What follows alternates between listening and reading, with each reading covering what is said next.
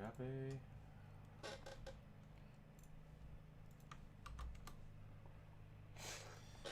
Okay, welcome back, everybody, to the Rookzer0 Drawcast. Maybe you help if I talked into the microphone. Let's go back to that. Today we are... Boop, boop, boop, boop, boop, doop, doop. Yeah, there we go. I totally forgot to set up the Aggie software today. We will see if that becomes an issue. If you are a Patreon member and you'd like to draw today, please let me know. And I will get that going. We are back to the, what day is it? It is July 13th, 2020. Welcome back, everybody, to the draw stream. We are doing a little more commission work today. We have a gold tooth commission here. We're going to try to finish this up. I think we're pretty close. I changed a few things, edited a few things. Tried to give the wooden crown a little more woodness to it. Adjusted the shield. Right now I'm just cleaning up lines. This week is going to be a weird one. I do have a lot of commission work to do this week, so we'll be trying to get through that a little bit on stream. Tomorrow will be the very first Discord game. Discord D&D, not Discord, I'm sorry. Patreon game, and that's for our members. We've got 4 people set up to play tomorrow morning. That will be here on Discord. Brian, thank you. Ooh, I'm here. Welcome, David. Vitaly. I got a Popeye's chicken sandwich. That sounds really good. I might do that for lunch. I don't know. Actually, I don't know if there's a Popeye's anywhere near me, but a chicken sandwich sounds really good, so I might do that. And so anyways, yeah, we're gonna go ahead and try to get that stuff figured out today. That might be something we talk about on stream. I'm not sure or not. But tomorrow there will not be a live stream per se. And what that means is on YouTube we won't have the live stream open, but instead we'll be hosting the D&D game on Discord. You're welcome to listen in, but I will most likely have everybody muted that is not part of the game. So I might have to figure out how to do that. We'll do some testing today after the stream. Make sure we got that set up. But I want to make it so people can join and listen to the stream. And then that game will then be posted to the Patreon page later as an audio file so that people who missed it can check it out for our members. And then we'll try to do that on a monthly basis. Because that was one of our stretch goals for Patreon, which I'm now discovering maybe was a little premature, but we'll figure it out. I wasn't ready for it, or I guess it wasn't premature, but it wasn't planned out well by me. So that's something that we'll get done today, and we'll make sure it works, and hopefully everybody will have fun. Hopefully in the future, if we start expanding the Patreon more, that's something we can do on a larger scale, because I think it's a lot of fun. It's a lot of fun to get new people into D&D. So, yeah. Let me see what's going on here. I think that's my spiel. Isn't everybody we got a couple people in the live stream chat today. How are you today? Do a top 10 D&D monsters. I am done talking. That was kind of a spiel, wasn't it? Nice. Vitaly said do a top 10 D&D monsters. That could be interesting. I'm trying to stay away from top 10 lists because of the hipster in me that's like, people do top 10 lists. Meh, I'm not going to do that. But maybe it could be something fun to do.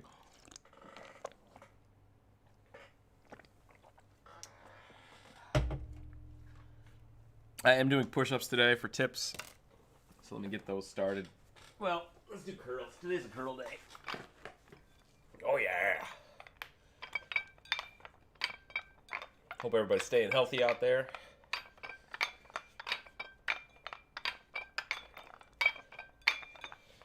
What are these? These are not my weights. These are only 10-pound weights. What happened to my big weights? I say big weights, but that's like 15, 20 pounds. I don't have like huge weights.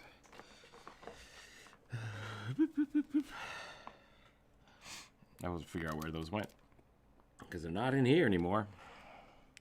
Let's see if we can get this thing done today. Actually really excited to finish these up. I got some really cool commissions this week.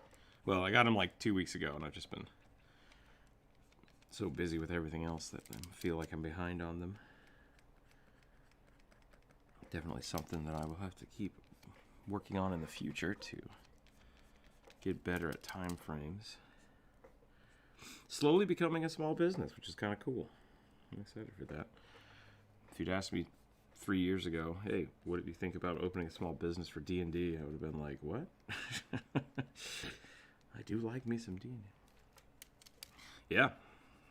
Yeah, 3 years ago it was all about gaming channels and Fortnite and stuff. I don't know if it was Fortnite, but it was... I like playing some different games than were popular. I did try some PUBG for a while. That was fun.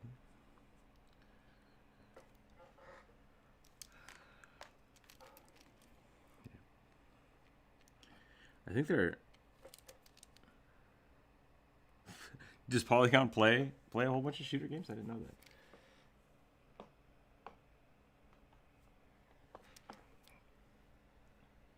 Oh, okay.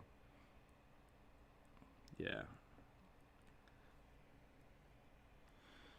Those are pretty good. I like them doing. They still have Monster Factory up now, which I really enjoy from time to time. And yeah, Brian, I did get the new video out. I was pretty happy about that video. It's really funny. I was actually writing the video up for the Bottomless Bag video last week, and about halfway through the script, I decided to just do the video on the ring of diminutive size. Like I scrapped the whole video, just like on a whim. I was like, no, I'm not doing that. I'm doing this one next. I really like that item. I think it's a lot of fun. If you haven't checked out that video, check that out. Talk to me about it. Ask me about it. I've been suggested to maybe do a video on how to balance items, which wouldn't be a bad idea, and I think I might do that for the next one. Because that is something that I've gotten better at over the years, and I think the first thing people run into when they start running games is like how much treasure do you give somebody, how many items do you give somebody, and that is a challenge, and I have some tips for that. If people are interested, maybe that's a good place for that video. But a big part of it, I feel, is just kind of knowing the power level of your players and knowing the power level of the items. Because if you have a level 5 character and you only put them up against CR5 stuff, but they have 10 levels worth of gear on, it's gonna be really easy to unbalance that.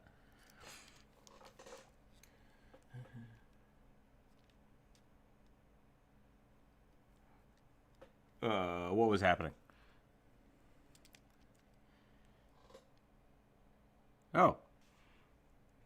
Yeah? It's in the general chat, is it? Did I not put it in the right chat? Maybe that's what I did.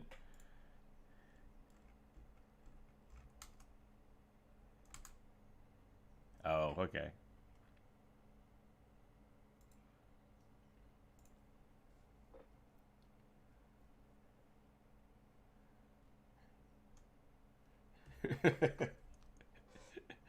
You are hello, Bryce. No, that's cool. That's why I record them, so people can go back and watch the videos if they miss them. Yeah, speaking of this week, like I was saying, it's going to be weird because tomorrow will be the first game. So there will not be a stream. And then Wednesday, Thursday, and Friday, I'm going back to a full-time schedule at work. So I will be streaming early again. I think we'll be okay for this week to be the early episode. So they'll start at 7 instead of 10. They'll probably only go till 9 though. So those are going to be short. And then next week, I have no idea what's going to happen. But my guess is I will be back on Monday through Friday. And if that's the case, I might have to switch to a later schedule. I might have to go 4 p.m. Like I did for the first 20 episodes or so. So we'll see how that works out. If it is something that we need to have morning episodes, maybe we'll do an early episodes on like Wednesday and Friday, and then late episodes on Monday and Tuesday or something. But that's going to be something we're going to have to feel out for the next few weeks. I might even switch to something that is very much, how do I say this? It might be something that I switch to multiple smaller streams throughout the week. So maybe we'll have like that was a loud motorcycle. Maybe we'll have like an early Monday show and a late Friday show, or just maybe we'll do Monday, Wednesday, Friday, and just do 2 shows on each day. So we do an early and a late show. But we'll have to feel that out. It's all new. Thanks to the Patreon page. Thanks and all of the wonderful subscribers on YouTube now. I will be able to actually as soon as work kind of levels out from being back to full steam, I will be able to actually pull back some time from work. And so I hope I can get like the Monday shows consistently always at the same time on Mondays. And then I can that way tell you what's going to happen throughout the week. So I think that'll be fun. So we do have Goldtooth, the kobold here, with his red bronze dragon tail, which I think is really, really cool. I adjusted the dragon horn club a little bit, scaled some things.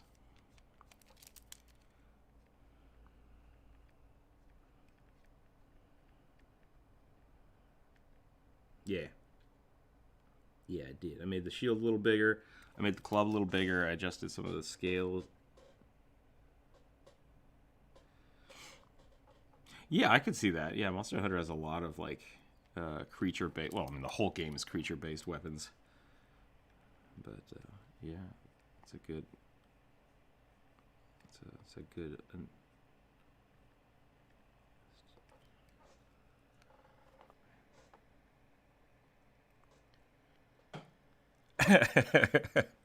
Goldtooth the kobold as your what's it called, like your palico? Is that what I think it is, a palico?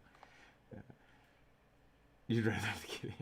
Darius asked, "Hey man, any ideas on how to make a beast playable? Not humanoid, but a real beast." Yeah, if you look up my Rookzer0 polar bear video, that has some more specifics on there.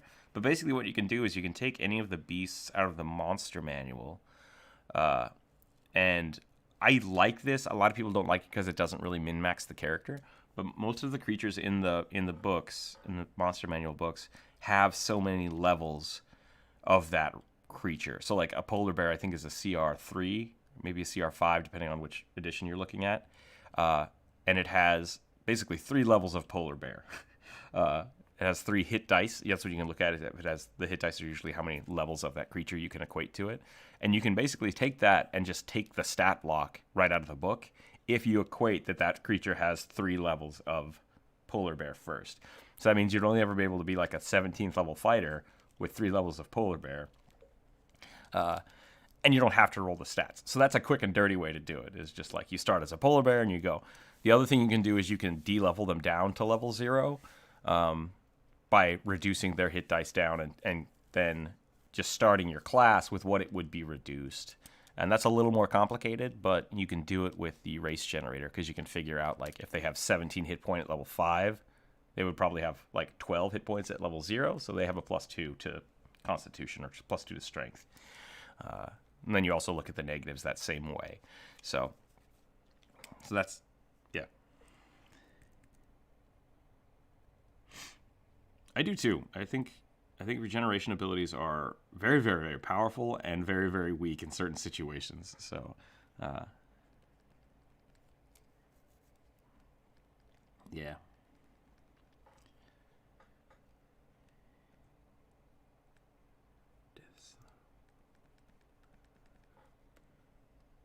Yep. What? Slow isn't the beast? Yeah, that was unrelated. Sounds good. Thanks a lot. Gonna go help with the home brewing. Nice. Oh yeah, I bet. if I ever do get to play like a really high fantasy game as not the DM, I want to play a troll. I think that would be really fun. I need to make the why you should play a troll video. That's on my list. Yeah. The problem is, like, at level 1, having any regeneration is super powerful, because really there are very few things that are going to insta kill you. You can be downed. You can be downed very quickly, and you can be killed. Like, don't get me wrong, but there's not a lot of creatures with multi attack at level 1, and there's not a lot of creatures that have, like, the Pac-Man mentality to just 5 things jump on your face and you die.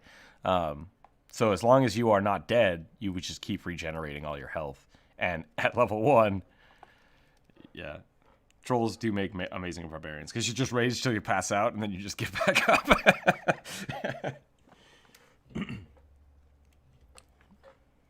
Yep. And so I think that's pretty good. If I did play a troll, I think I would play a troll bard. I think that would be really fun. Okay. What? Why would that make you vulnerable to normal damage?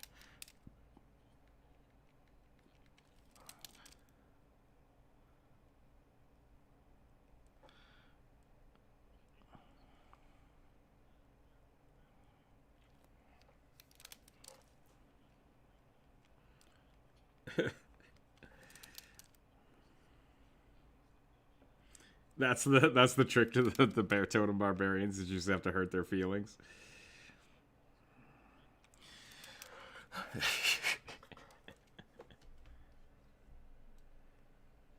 I don't know. That's a good question. Well, for this kind of regen, I would suggest the ability twice between long rests and not heal fully. Yeah, that is one thing that I have talked to people about. For balancing it out, is basically making it, like, I mean, you could just have trolls have basically second wind as a racial ability. Like, that is one way to do it. I think that's not super powerful. So, like, that's definitely doable for races that have regen. I think I talked about that in one of my videos, now that I don't. Yeah. And then there is the Revenant thing that they did on Critical Role, where you just get like 1 to 3 hit points per level, based on what level you are, like racial levels. There's a couple different ways to do it, but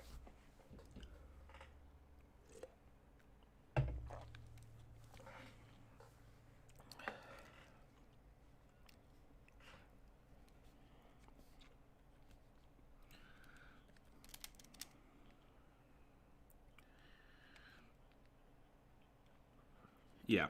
So the way I always play it out is they have 2 health pools. Like, this is me. This is how I do it. And if they do damage with, say, fire, that removes maximum hit points. And that's the first thing I keep track of, is how many maximum hit points have they lost. And then they can always regenerate up to that amount. If they do regular damage, it takes from the second pool. And then that can keep regenerating.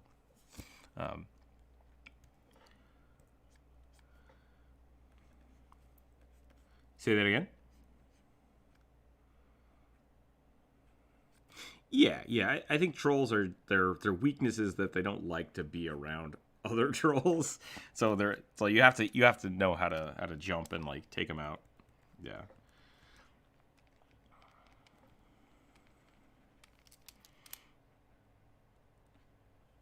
Like the multi-headed trolls, those are kind of weird.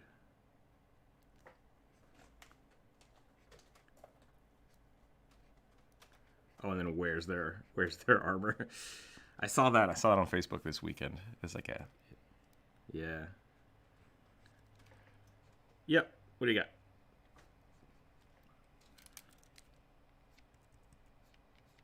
Hit me.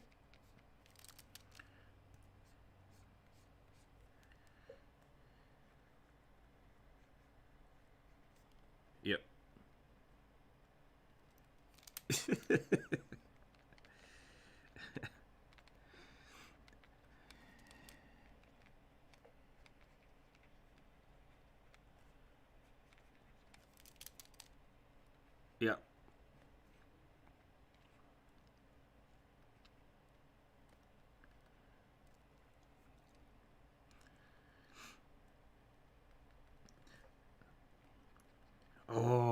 You know what? I might do a.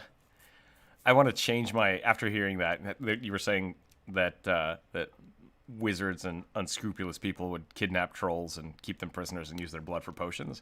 I want to, instead of being a bard, I want to be a shopkeep troll that just like bleeds into jars for people. That sounds really macabre, but it's just like, oh, you need a potion, and then you just like spit in the jar. It's like, here you go. I'm like, oh.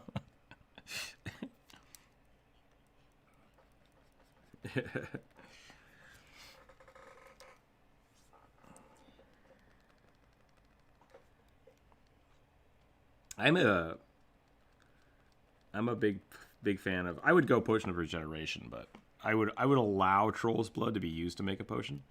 What I've discovered through looking at a lot of different items in D&D is that spell components really just have to be in the spirit of the spell, and I think that's why.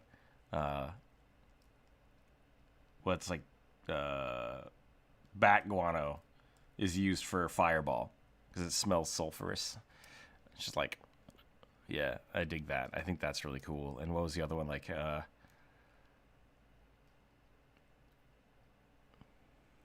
yeah, yeah.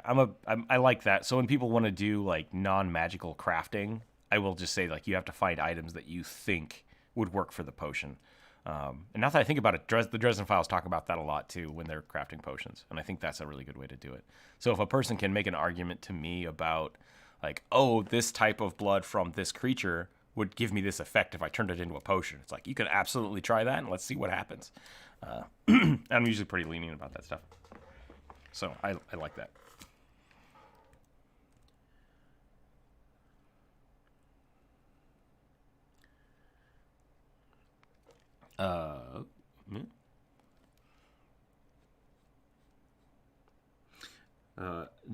Jonas, I forgot to set up the Aggie software. Are you drawing today? I forgot. I forgot because of the other video. I can set it up real quick. Hold on a second. Let me set it up. Be right back. I mean, I say be right back, but I'm right here.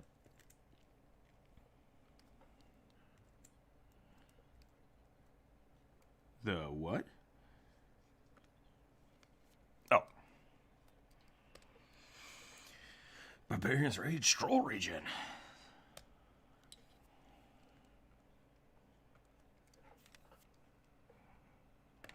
So back to the troll thing, what you're talking about with the troll regen plus barbarian champion regen. Fighter champion. Sorry, I don't know why I said that. Survivor. Tons and tons and tons of regen. I think that would be really cool, but once again, it's one of those things that if you're playing it to min-max a character, it's super powerful.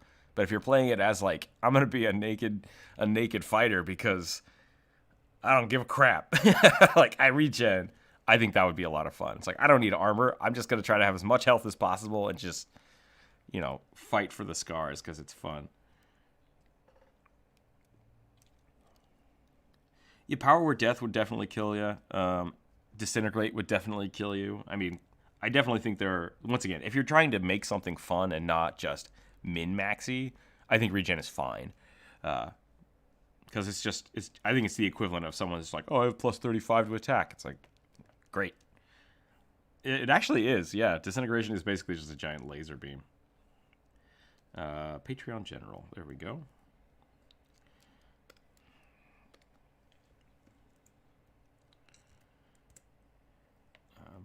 The other thing I've done, the other time I've done regen, what I did is I basically gave them a health pool, and made it, yeah, basically just like kind of like lay on hands, but with a little bit more like dice. Basically, you can use your hit dice as a standard action, so you have to like sit there and concentrate on regenerating and just like.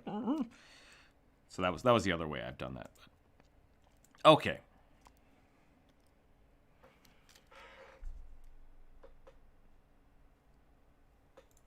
Oh, really? I didn't know Dwarves had that. Oh, that's cool. Yeah, that's a super cool dwarven feat.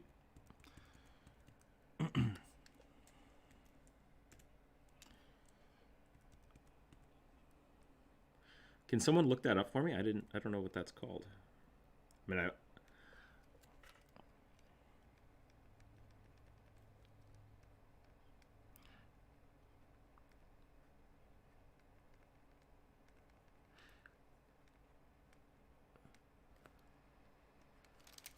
oh yeah. I think the problem with the Tarrasque is that they basically don't have the vulnerabilities. So there's no way to stop the regeneration, which I think that's cool. I think that's how the Tarrasque is supposed to be, right? And it's just like always coming back. What about broken limbs? What's your favorite brush for character sketching, line work, and shading? I have a secret that I have to tell everybody. It's a dark secret of mine. I only use the round brush. I'm a terrible person. I love the round brush. I use it all the time. Every now and again, I will, at the end of my videos, I'll use texture brushes to do the backgrounds, which I've just collected texture brushes, and sometimes I make my own, and it really is just for like, splats and effects. I don't spend a lot of time with that. But for all the painting and line work, I really like it. It feels like a marker, the way I have it set up. Yeah. Feels like a pencil. Yeah, feels a little bit like a wax pencil, which I'm a big fan of.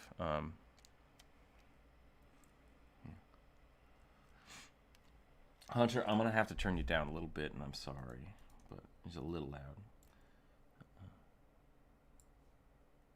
Dwarven Fortitude? Isn't Dragon Bloods a type of drug in whatever realm it was? Probably. No, I don't think so.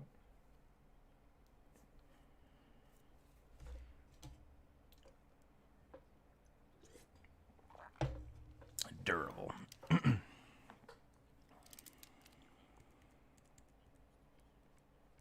Gotcha.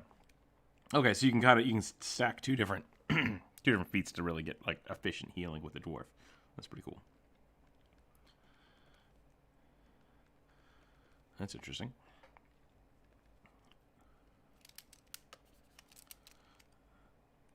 That's good. That's good to hear.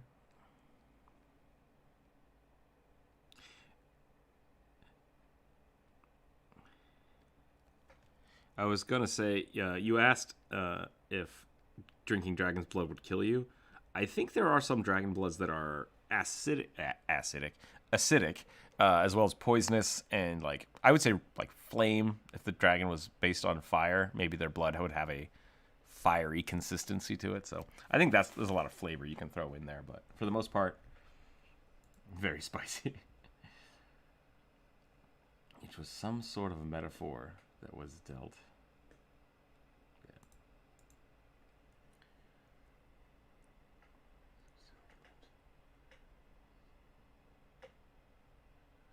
Troll jelly.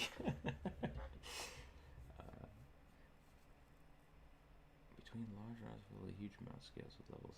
Sounds good.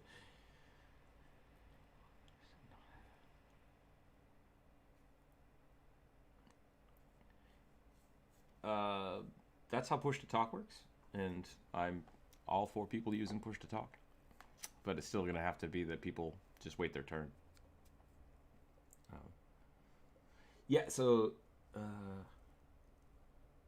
Skrit was saying basically using like troll stuff to create healing potions or regeneration potions. I definitely agree with that. I think in Pathfinder, one of the regeneration potions does require like a troll chunk. Yep.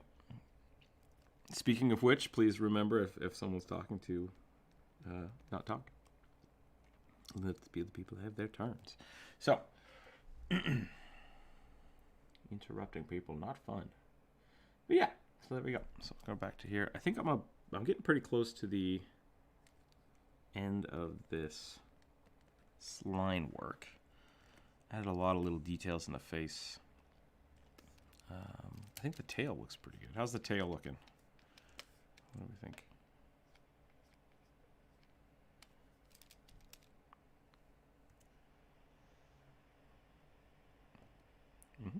Okay, go ahead, Miller.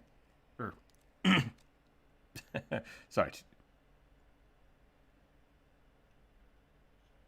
Gotcha. Gotcha. Did someone say push-ups? I did use the wrong name there. I'm sorry. So, Jonas is calling me out on push-ups. I meant to say go ahead, Goldtooth, and then I was going to get to Miller. I'll do 5 push-ups. How do you think about the tail? Goldtooth.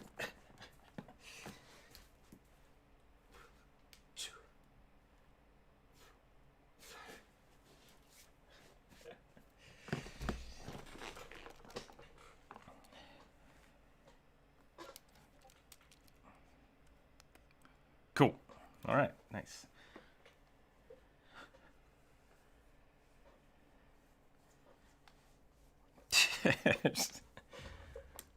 Whap, whap, whap.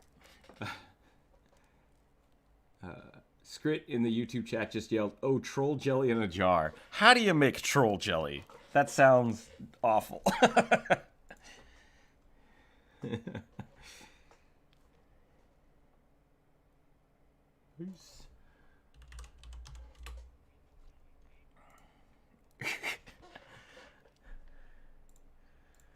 Oh, that's right. Dwarven troll jelly. Or is it the other way around? Would it be troll?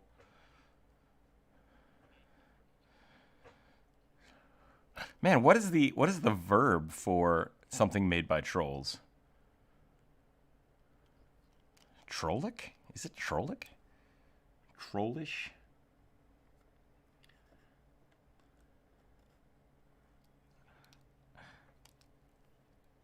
I think the exotic food that trolls eat are dwarves and hobbits. Because otherwise they're just eating goats.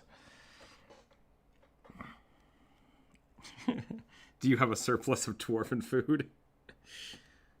Sorry, go ahead.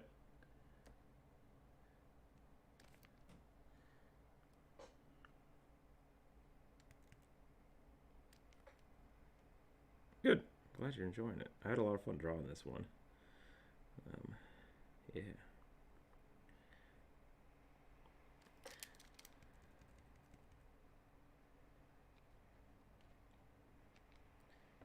He did it. No, he did it.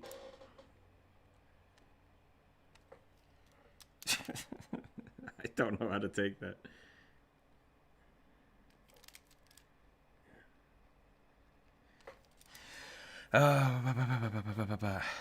It's getting dark. It's getting dark in the Discord chat. I don't understand. We're just talking about fantasy genocide. Ooh, that sounds really dark. I'm not into that.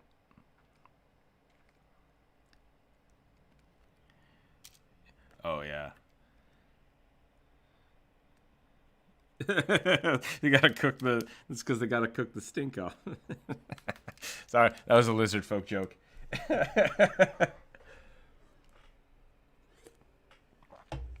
Trollicing?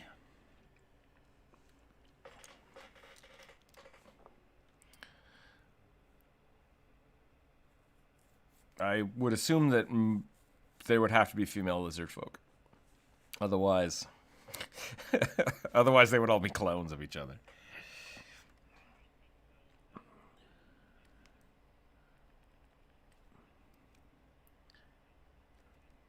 Yeah.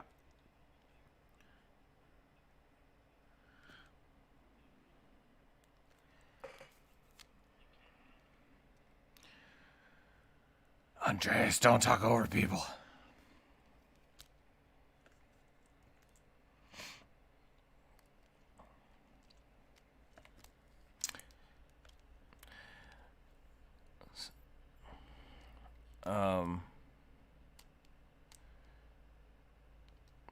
I would bet it's the other way around.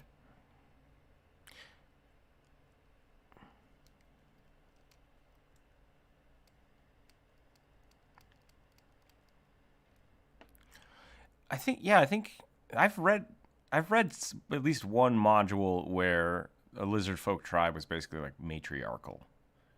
And that's always kind of stuck in my mind. So there's always like a lizard queen that rules over them. I am the lizard queen. Thank you, Simpsons.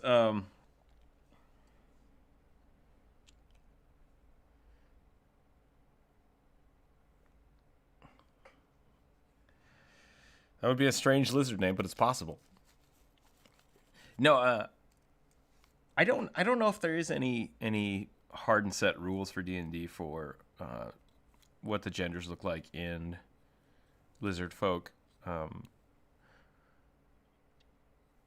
If it's anything like birds, the males would look very fantastical to compete for mates. Yep. Ooh, what have I done? I don't know.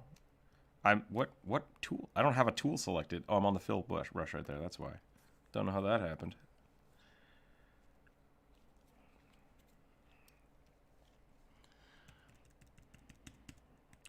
So, okay.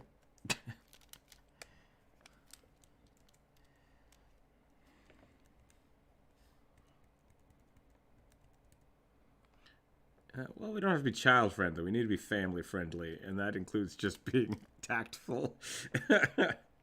There's a difference.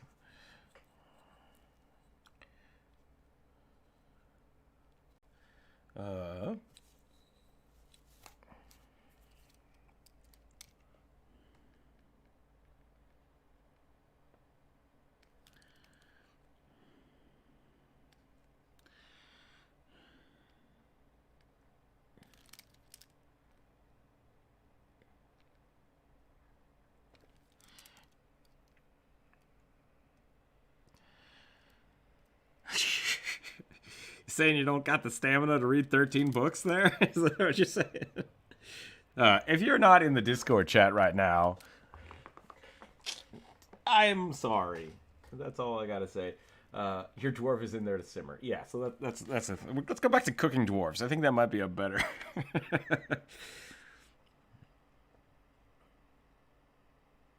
No, we're good.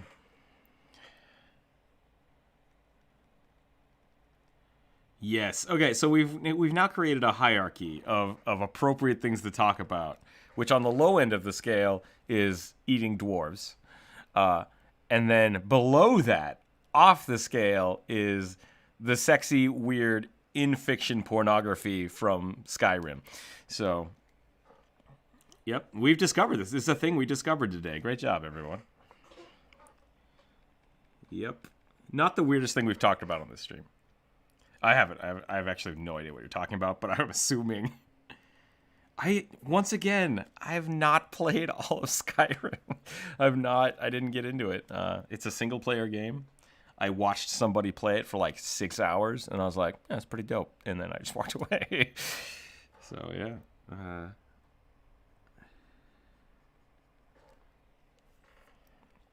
Sure.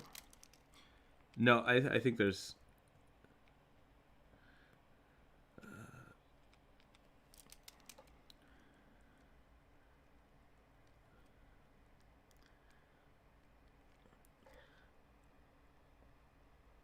I just want to point out that if you watch my lizard folk video, that is a female lizard. So, shame on you for all assuming it's gender. I don't know, man.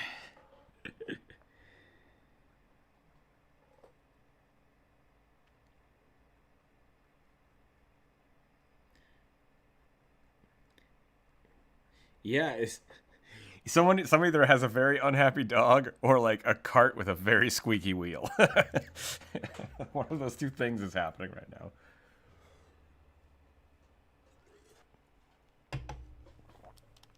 Oh, maybe the dragons had a matriarchal society. Maybe that's what I'm thinking of. Yeah. That would make more sense.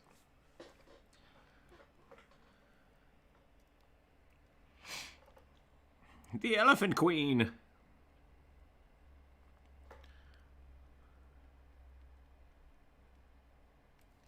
I think you're right. I think elephants in Africa do have. What is the queen elephant called? That's the real question. It might just be the matron. Yeah, now that I think about it.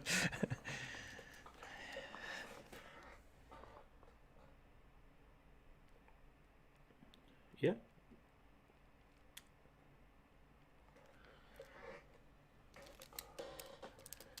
elephants are pretty cool.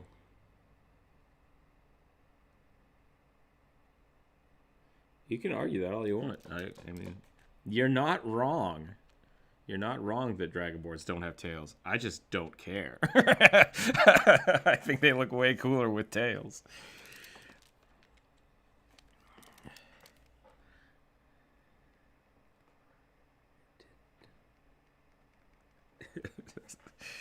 That's a completely valid argument.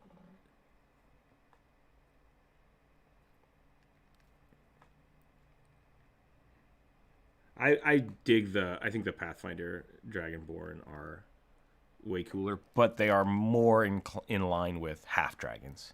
And that's why I always get so confused with D&D. It's like, I want a half dragon. It's like, this is a Dragonborn. I don't understand what you're doing. But the Dragonborn in what the hell was that? Why was that so familiar? What did you just do, Andres?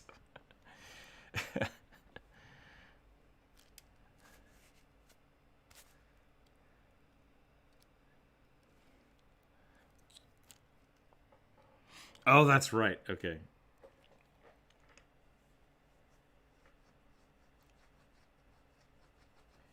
Pretty close. Anyway, it's pretty close. No, yeah. I don't know what that is.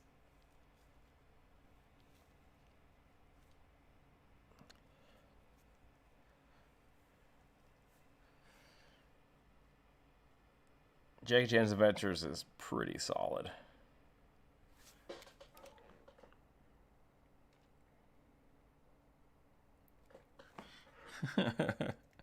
Bad day, bad day, bad day. Jackie Chan, if you want to come on the show, I would be totally fine with that. If you want to come draw with us someday, talk to us about being awesome. I've heard some good and some bad things about working with Jackie Chan. Apparently, he's very, very strict on set.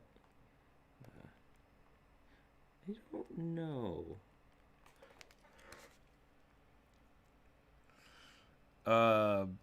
Project-wise or like commission-wise?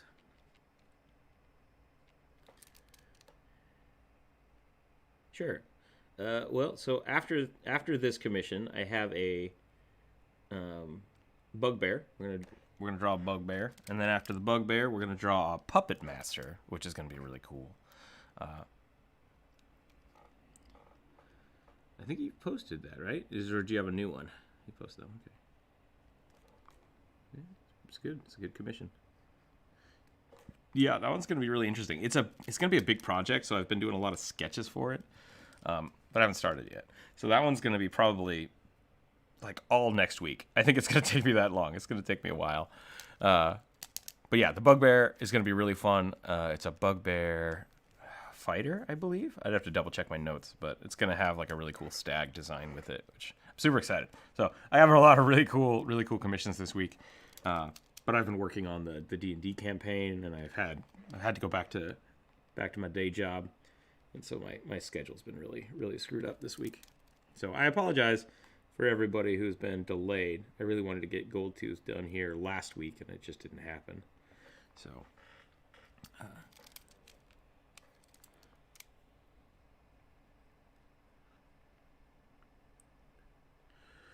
I think it's going to be more Naruto style Puppet Master. Like, I know what you're talking about. I think it's closer to that. It's going to be, it's a pretty cool little design we came up with talking with the commissionee, the commissioned. No, I'm the commissioned. Yeah, we just talked about it, sat down, did some sketches, and figured it out, and it's gonna be pretty interesting. But it's gonna be a big project because it is actually basically drawing 5 different characters.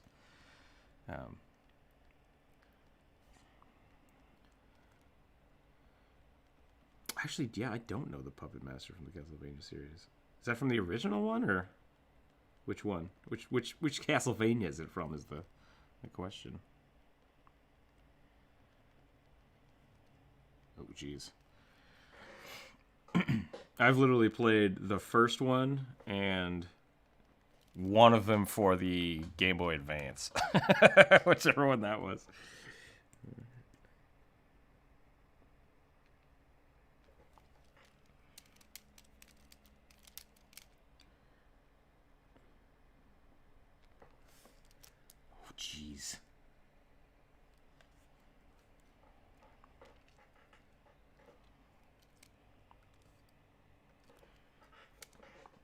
Thank you, Bri.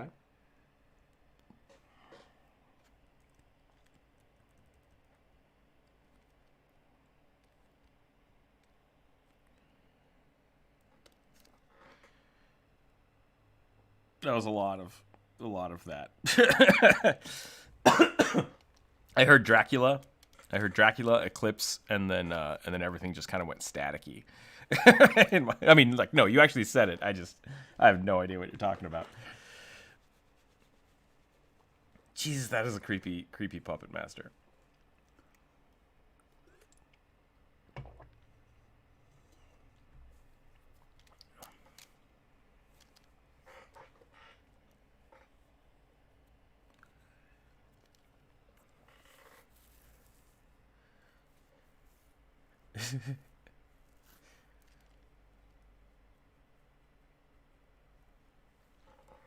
Weird. So it's like a strange, what's that? Voodoo doll puppet master. Bri posted a picture in the Discord chat. It's pretty messed up.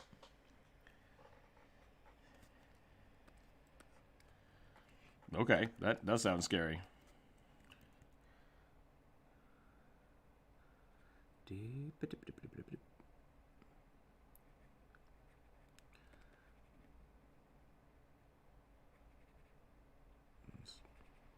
Yep, that sounds pretty scary. I am, yeah. Right now, I think I'm working 2 jobs basically. Is what's going on, which is good because I don't have to worry about the COVID stuff or the unemployment stuff.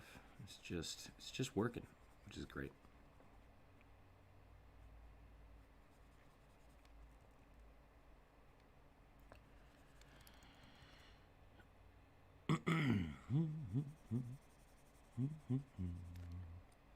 Yeah. So I'm going to be pretty busy for the next few weeks. Like I said, for those of you jumping in now, tomorrow we're going to do the D&D game for the Patreon members, which is going to be fun. That will not be on YouTube, but it will be on the Discord, so if you want to show up and hang out. Yep, so you won't be able to participate tomorrow, but we will be playing and you can listen in. I will need some help with people after the stream today to try to test out that option to make sure that we can get that working. So if you would like to help me with that after the stream, that would be great. We'll do that tomorrow instead of the live stream. Wednesday will be a early show. Wednesday, Thursday, Friday will be an early show.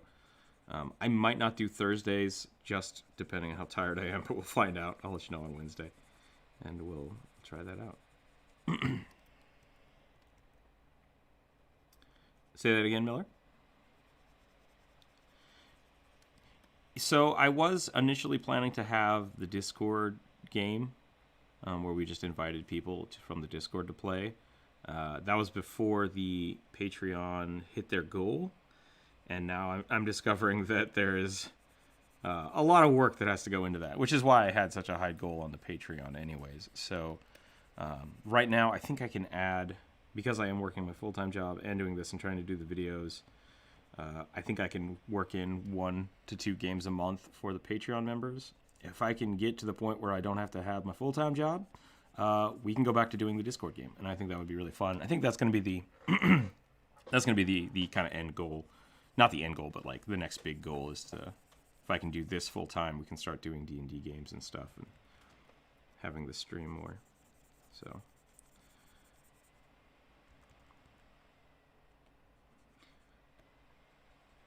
yeah, it's gonna be hard to get the schedules right. So I'm gonna try to make, and everyone might see. Sorry, let me make a sentence that works, that makes sense. I understand that people's schedules are tough. So if you want to be in one of the Patreon games or eventually the Discord games, but you can't make it, I'm gonna try to vary up the schedule. So like we'll do one in the morning, we'll do one at night sometimes. And if you can't make it to one and you're like, oh no, I was trying to play, but I can't make it. It's like, I'm going to play in a way that people can jump in and out of the game very easily. So don't feel like missing one session is going to ruin anything or like get rid of your character. And that's why I will post them on, on the Patreon. So if you are even like a $1 Patreon member, you'll have access to those audio streams so you can listen to them. But I do want to keep that as something for the Patreon members.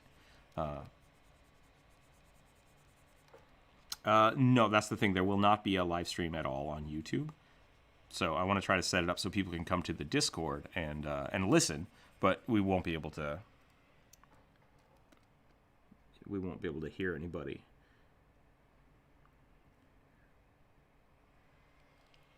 Yeah, Brian's really good at research and stuff. Like, he's solid.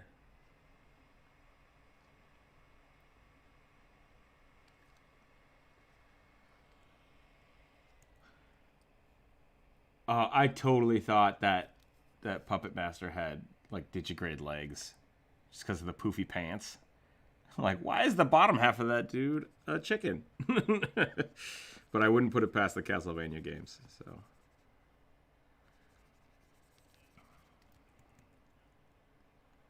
Yeah.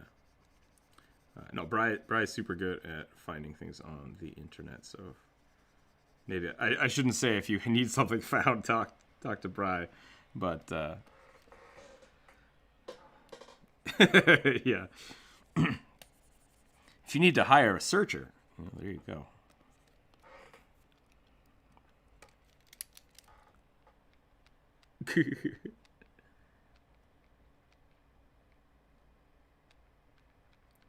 We need to set up a Patreon page for Bry's detective agency now.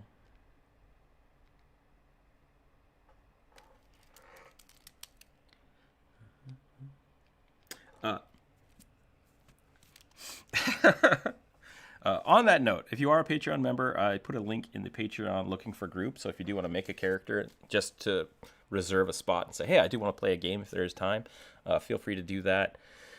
In the link down below, you can join our game and jump in with the content sharing, which is going to be kind of an ongoing Patreon reward. Now, if there are too many people, I might have to start bumping people out that aren't active, but right now, I think we only have 4 characters, and I think we're allowed 16. So there's only like 20 Patreon members anyways, so I think we should be fine right now.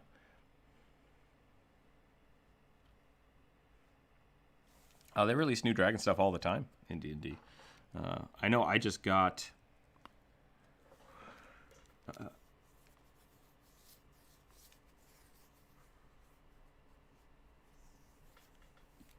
all the time. Especially Pathfinder is really, really flexible with their dragon lore, and so they just came out with a new book a little while ago, which I have somewhere. I don't know. Jumper will probably stashed it somewhere.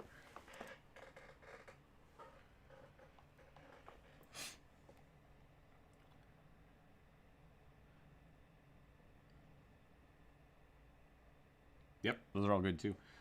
Darius asks, what's your favorite RP or combat? I'm a big combat fan, but the way I do combat is a little bit of both.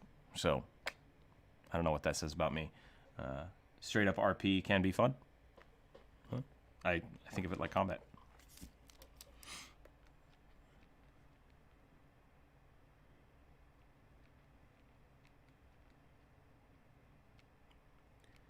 Okay.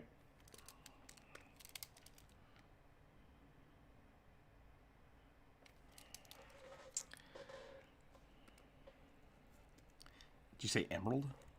Or like Dragon Chaos Emeralds?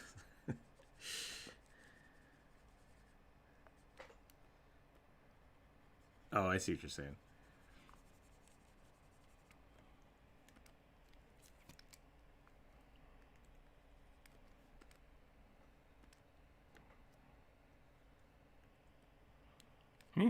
You like what you like.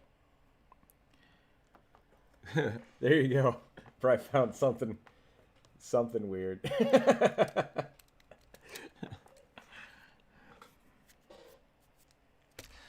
Goldtooth. Does Goldtooth have gold teeth? Okay.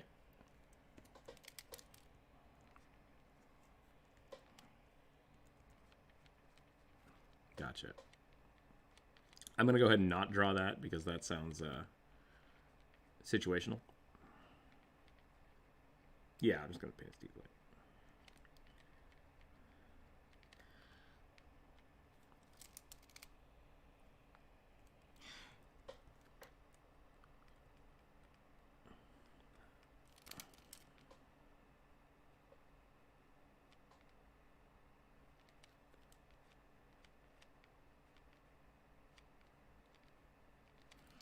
I once made a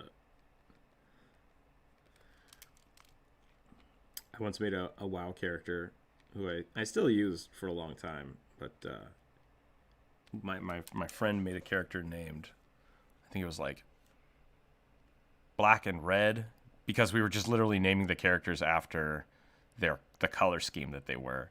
And so I named a character Blue and Gray, and I got a lot of really weird, unwanted attention because of it. Yeah, I was just like, I've made a poor choice. Poor choice. I've had a few people run up to me like, yeah, I like this sports team. And I was like, I don't know who that is. I'm sorry. Yeah, I literally just like, I have gray hair and blue skin. That was the whole thing. Gotta go. And I just run off into the wilderness.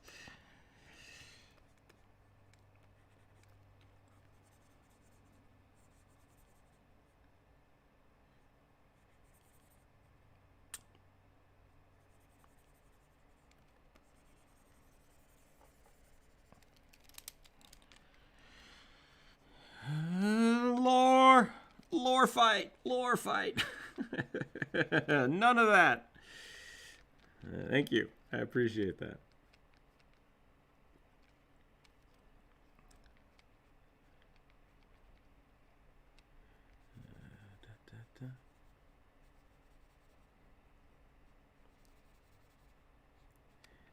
They just... Sorry, I was going to make a bad joke. Go ahead.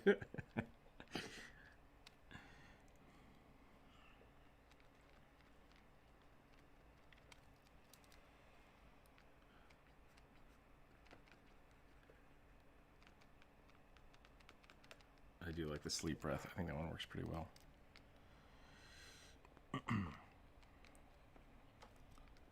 I don't know if people know this, but in Pathfinder, if you are asleep, you are considered helpless, and as a standard action, someone can kill you.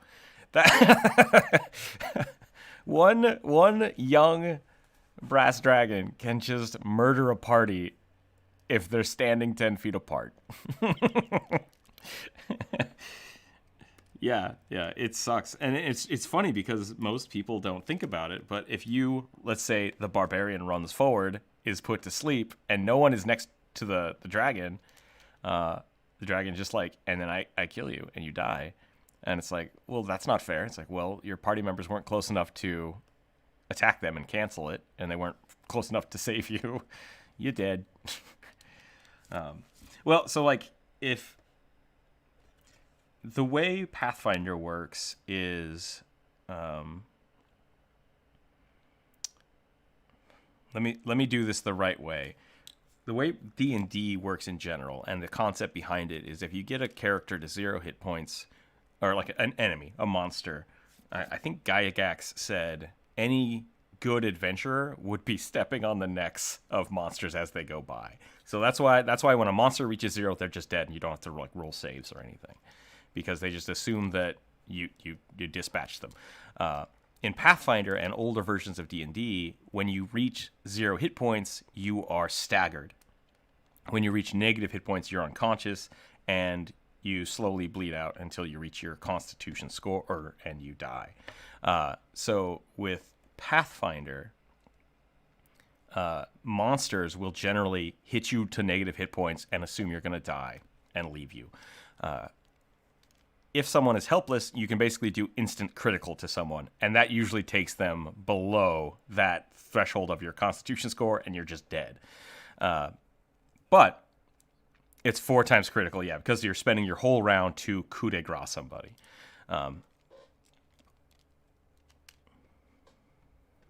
Right. So in my mind, if you put somebody to sleep and they have a person right next to them, the dragon is going to focus on the person that is still awake. They're not going to take their turn to attack, because it does provoke attacks of opportunity, which means that they are going to, I'm going to spend my turn to kill this guy, and your friend just stabs them, right? They're not going to let that happen. So as long as there's someone right next to you, they're not going to do that. But if someone runs all the way across the room, gets put to sleep, and the dragon's like, yeah, I'm just going to kill this guy because there's no one around to stop me, that happens. So it is very much it would only be a really kind of a dick move for your DM to just try to keep doing that to you. But if your players do that, then why would the dragon not kill you if it has no other thing to do besides just stand around? So it's kind of a weird way to look at it. But I generally won't do that kind of stuff to players if the party is close to them.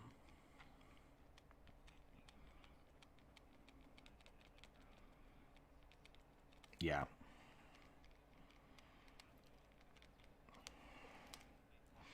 Do something.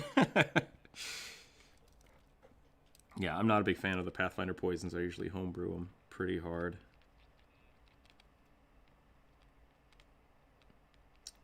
What was that, Miller? I can't hear what you're saying. A lot of the times you start talking right when someone else starts talking or when I start talking. Gotcha.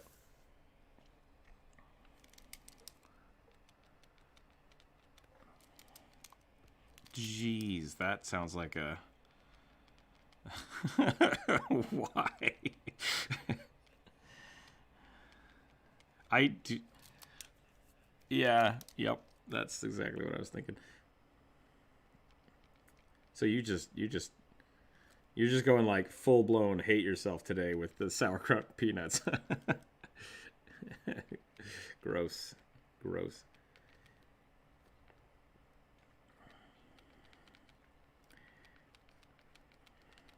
I had I had a pickled egg for breakfast. So good. So good. I've taken to pickling again, and I like it. I like pickling stuff. Yeah, they last for a long time. They're pretty good. Oh, yep, that's exactly what I did. What were you saying, Goldtooth?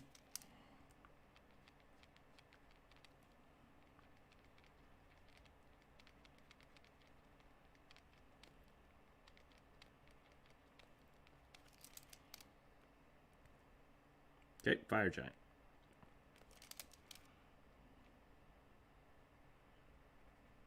Mm-hmm.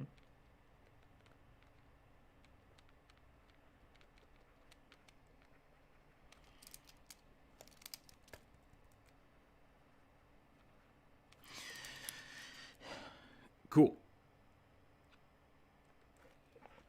This is a good question. This is a great question. The question is, how does a person survive a giant's building-sized weapon? How do you survive a hit from that? It would kill you instantly if you got hit by it, and that's the key. And the hit points were designed not as the amount of times you can be stabbed, the amount of times you can, amount of hits you can take before you are critically wounded from an attack. And I think Mercer does this a really good job with how do you want to do this, because really what it should be is flavorfully people like, oh yeah, you get stabbed real good. It's like, well, that would kill you. Really what it is every time someone swings a giant building-sized sword at you and they hit your armor class, you know, you are getting glanced by it, or you're having to really exert yourself to dodge out of the way, and that's taking up your hit points. You are having to exert something to not die from the attack until you reach 0, at which point you are hit and die from it. Like, right? So,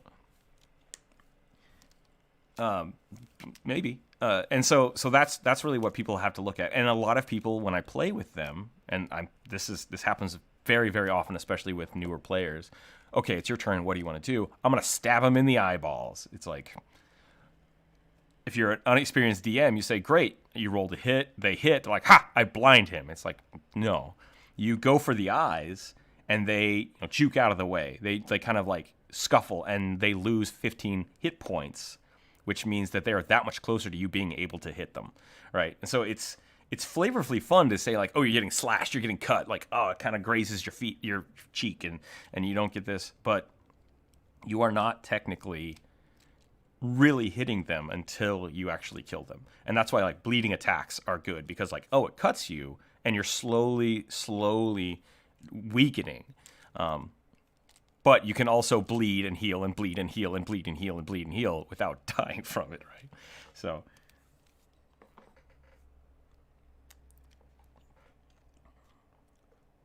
Okay, that was off topic, but that's good.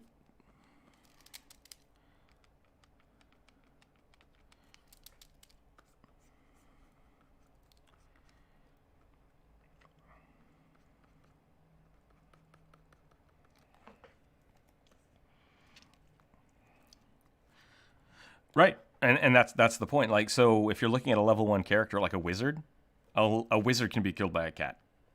Straight up. Just or a crab. Yeah, exactly.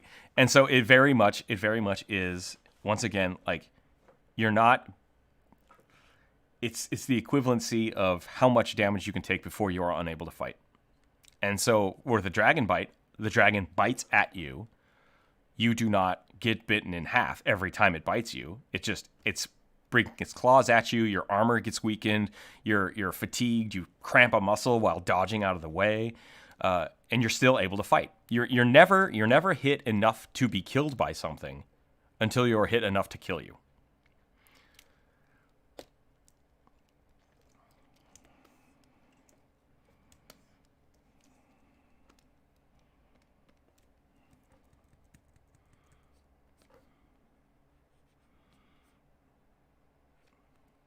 Right.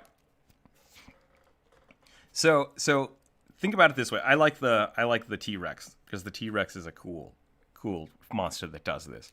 It bites you. Okay. Did you die from that bite?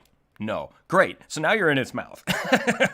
You're in its mouth, and you've maneuvered yourself enough to not be crushed to death by the teeth. Whether that means you stuffed your shield against the teeth or your armor protected you from dying from it, you still got bit. Like, the teeth are hitting your armor, but your armor class protected you enough. Like, it protected you enough to not let you die, but it still is now stabbing you. The barbarian can just withstand it because they're super buff, right? Next turn, the thing swallows you. You didn't die, and now you're in its guts. What do? Well, you can't breathe. You're getting burned by acid. You just start stabbing, right? You Drax your way out of it. That's the thing. If it would have killed you, like, you would think a T-Rex could bite someone in half. Yeah, except that you're a magical level 8 psycho barbarian. Like, just like, I am invincible. That's the power of being a leveled character, is that you are capable of doing that. Another good example is a rogue dodging fireball. How the hell do you dodge a fireball? It's a giant explosion. That doesn't make sense. Dodge. Yeah, so that's a good thing. How do you dodge a hand grenade? It is not so much that you are just, haha, I've dodged it, but it is the knowledge and experience to know how to position your body. Knowledge and position to know how to position your body to mitigate the damage. That's what dodge is. Yeah, whether you see... Don't stand near the wizard. That would be the equivalency of dodge. Yeah, if someone casts whirlwind, or not dodge, but evasion, right? I think evasion is the one that you... I might have that backwards. Pathfinder and D&D do them differently, but reduce the damage in half, right? Yeah.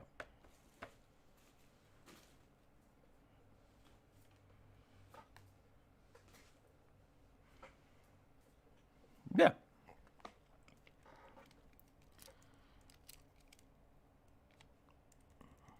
You mean the damage negation from it, or?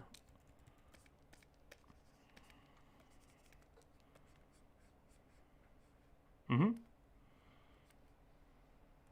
Nope. Yeah, see that's...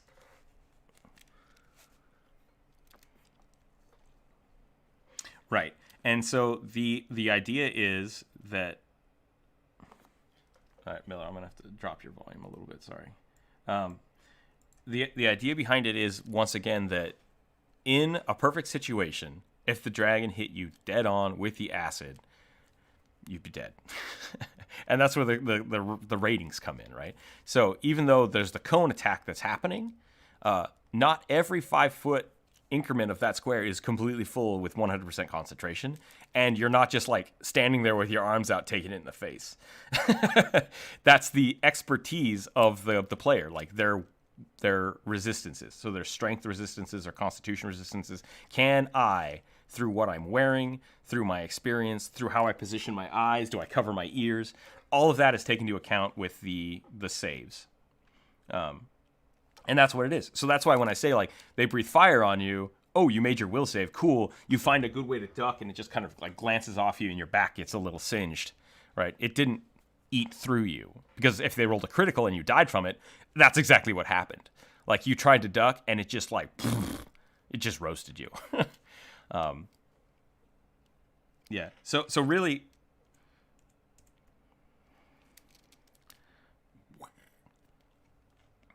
if you're good at it,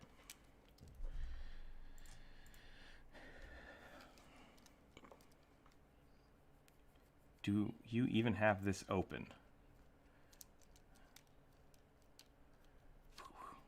Loud or right? Out loud. What? Jonas, what are you asking about? What do I have open? The chat? I do. I just like, it's just a lot of conversation between you two, and I haven't been able to read it. Sorry, Sierra, can you say it one more time?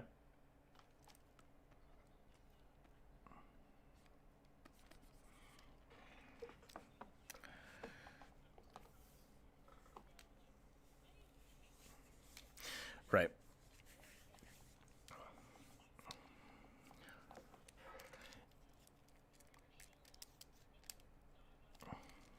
Yeah.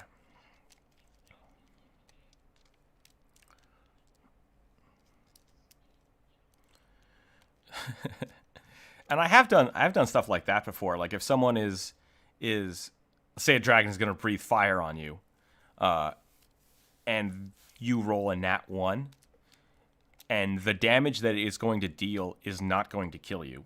It's just not, because you're stronger than that. I will do something to the effect of like, ooh, man, your chest plate just took all of that and it is gone, and you lose. Effectively, it's broken. Like, it's broke. That's what happened with that attack. Because you still take the damage from your hit points, but it's not enough to kill you. Something bad should still happen, right? The other thing I like to think of is like if a dragon is like right up in your face and they do their breath weapon and you succeed the save, you're still taking half damage. But what I'll say is, instead of like, you get roasted to death, I'll be like, yeah, right as it's breathing, you're able to kind of like deflect its face and it just shoots right past you. You still take half damage. You might lose some durability in your armor if you're playing that way. But yeah, it doesn't have to be every single time. And I've done this in the past when I was really inexperienced as a DM. It's like, okay, the goblin stabs you in the gut. Your turn. You stab the goblin in the gut. Great. And then that goes on because you're all doing like 2 damage a turn. It's like, you've all been stabbed 46 times. This doesn't make a lot of sense, does it? So, yeah.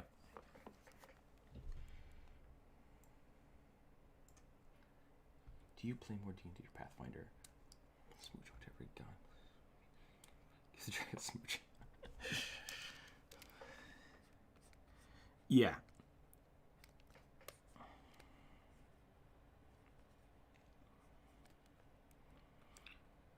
Yep, it's basically that you are experienced enough to not take a fatal wound from it. So whether that's ducking it and just getting exerted, or like knowing how to take the hit enough to where it's glancing off of you or diving over it, and that's really all it is. That's what hit points are.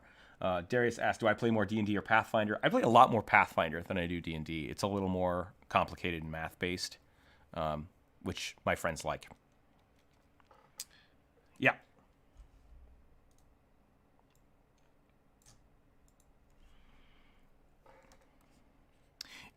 Correct. Yeah, and that was the original intent for hit points, was it was supposed to be more of a stamina.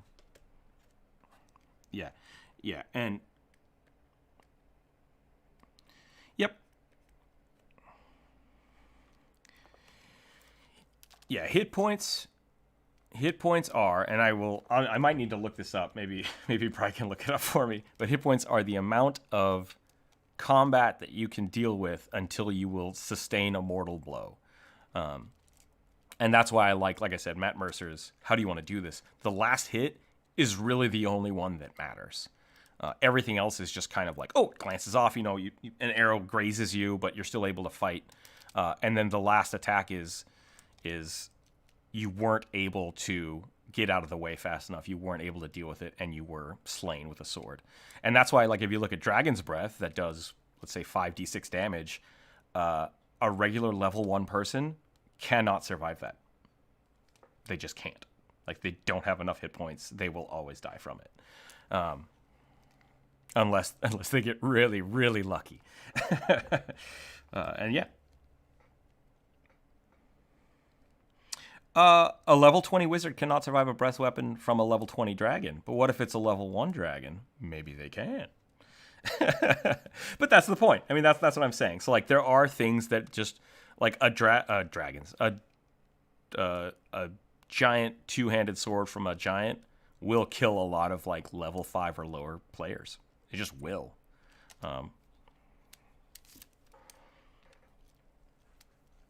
Exactly. Yeah.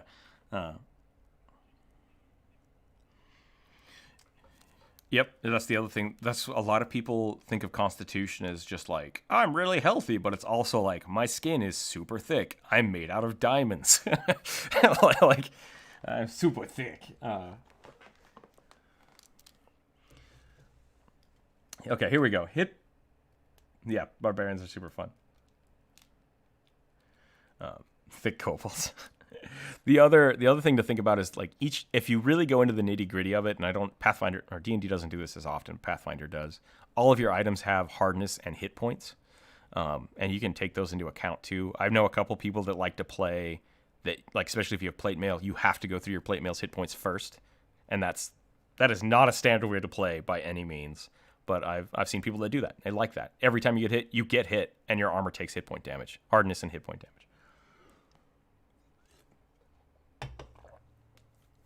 I don't know. Andreas could probably talk about that later. Here we go. But I got it. Hit points. Hit points represent a combination of physical and mental durability, the will to live, and luck. Creatures with more hit points are more difficult to kill. Those with fewer hit points are more fragile. A creature's hit points, usually just called hit points. Current hit points is called hit points. Can be any number from the creature's hit points down to 0.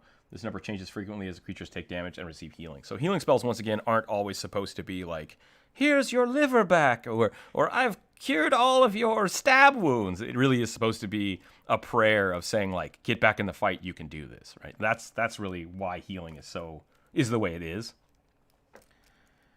Yeah, and that's why regeneration was supposed to be super powerful, because you get stabbed in the eye, your eyeball is gone, versus I cast blind on you. It doesn't remove your eyeballs, it's just making you unable to see, I got sand in my eye, I got blood in my eye, I temporarily can't see right now, versus I'm just going to stab you in the eyeball. Go ahead.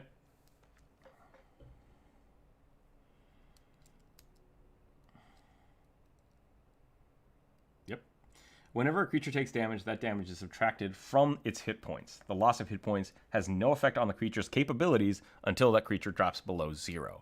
So that's the important part, is any damage you take is not debilitating until you hit 0. And that's really the thing. The loophole is that the bard class slightly less annoying. It's still annoying with the legs. What? Sure.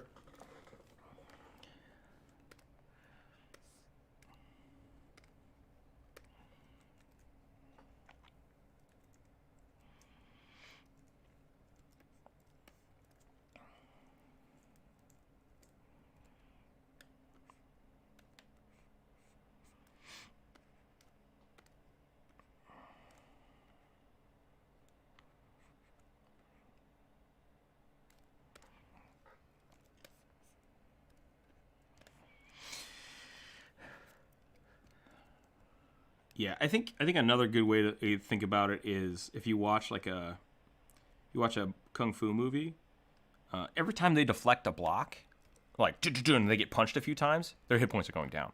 You don't physically see them bleeding or dying, but it's like hit points, and they just keep dropping and dropping. And that's kind of how you need to think about it. I think the reason people go that way is because you hit them, you're like, yeah, you slash them with your sword. Like, that feels good. It feels good to be like, yes, okay, I've done damage. You see some blood. And like, yes, success, things are happening. But in reality, that wasn't a fatal blow. It weakened them. It made them less durable. And so, like, that's when critical strikes are really cool, because it does so much more damage. There's a higher chance that it is going to be a lethal blow, right? It's taking a huge chunk out of them. And even with critical strikes, it could just be that, like, oh, maybe you nicked them right above the eye, and now they're having trouble seeing, and it's just making them that much less effective at fighting. So. Yep. Yeah. More attacks.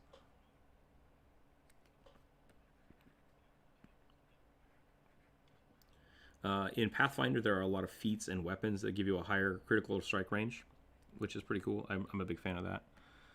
Yeah.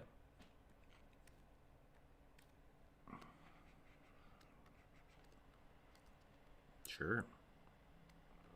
Mm-hmm.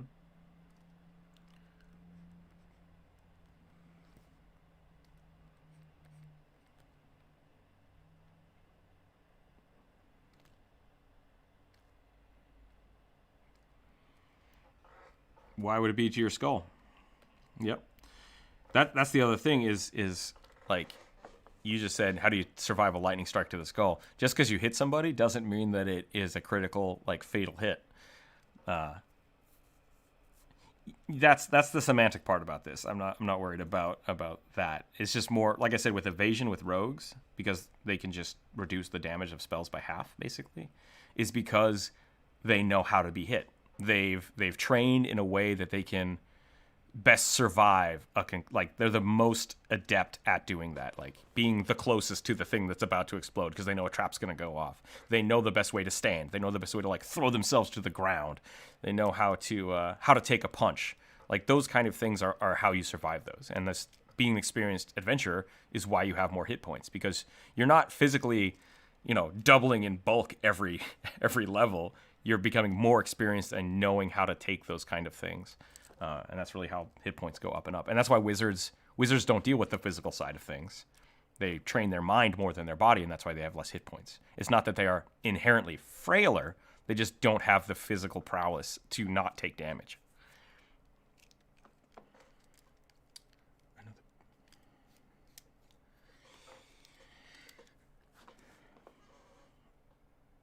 Yep. It's just, I would say that's a variant for a Dragonborn or a half-dragon. You could definitely do that. I don't see any problem with that at all.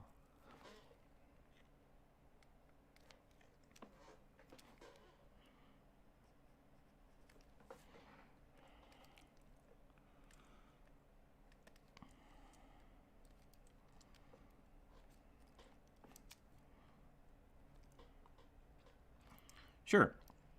So the other thing in that definition was luck.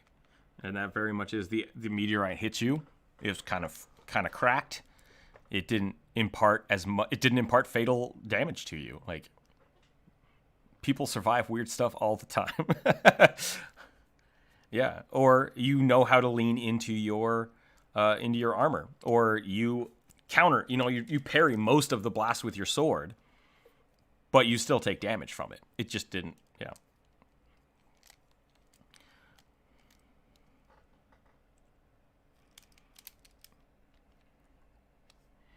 Here's the real question. If you're a monk at level 20 and someone casts Meteor Strike on you, can you catch the meteorite? Does that count as a projectile? I redirect it back at the caster. I would definitely make you roll for that, but I would allow it. I also, that is why I like the hero point system. That Pathfinder uses.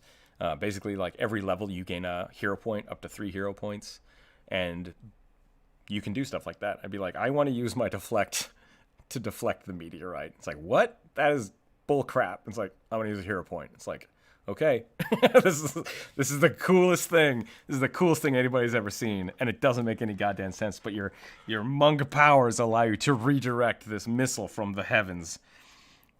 Yeah, I'm a big fan of that kind of stuff.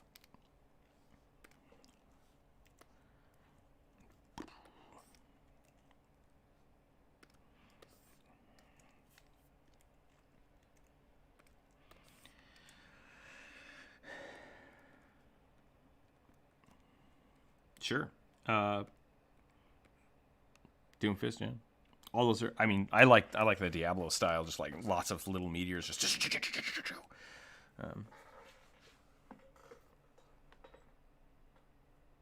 Oh, is it? I thought it was like 5. Gotcha.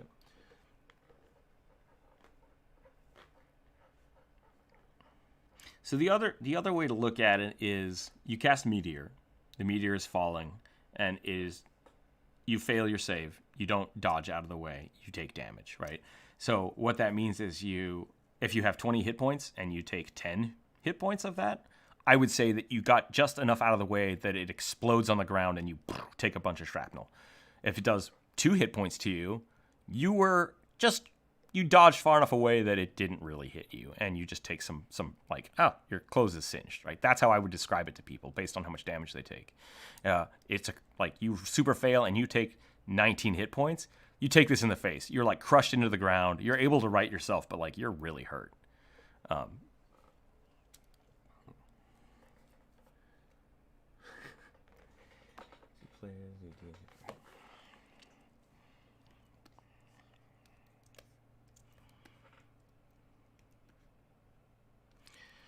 But like, if it's a real meteorite, that could be the size of like your fist. Yeah.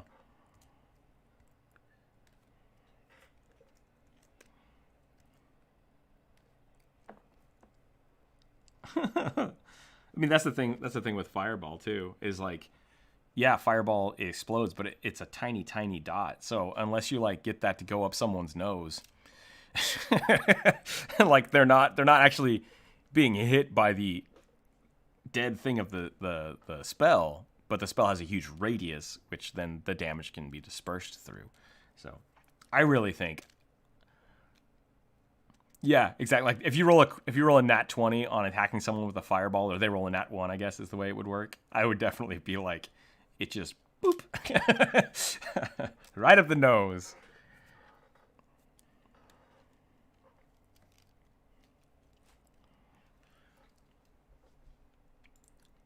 The Saurons, definitely doable.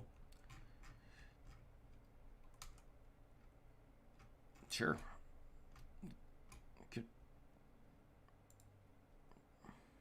Yep. I would also... Sorry. Go ahead.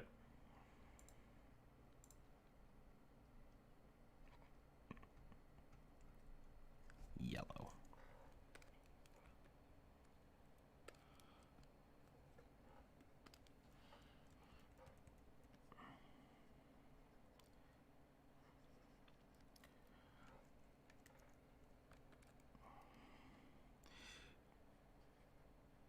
Magic.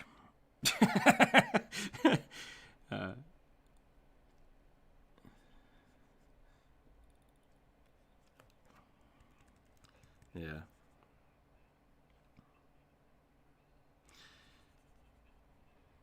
Yeah. If it's a temporary effect, like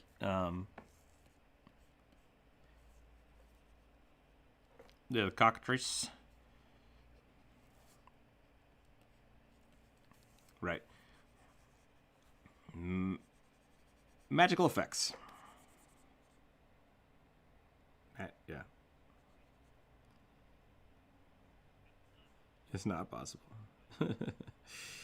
Yeah. Unfortunately, that's the answer is that it doesn't make any goddamn sense. I've turned to stone. I'm gonna rub the blood on it. You're not stone anymore. Great.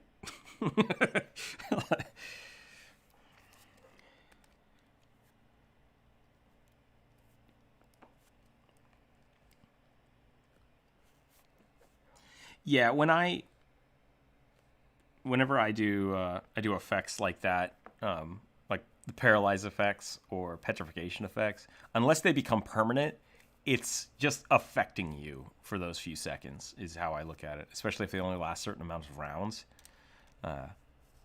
Like, oh, you turned to stone for 6 rounds. Like, that's only 30 seconds of you just being like, oh, everything sucks. I'm turning into a rock. I'm fine. Okay, I'm good. And you just kind of resist through it. You're able to resist it. And magic is weird like that.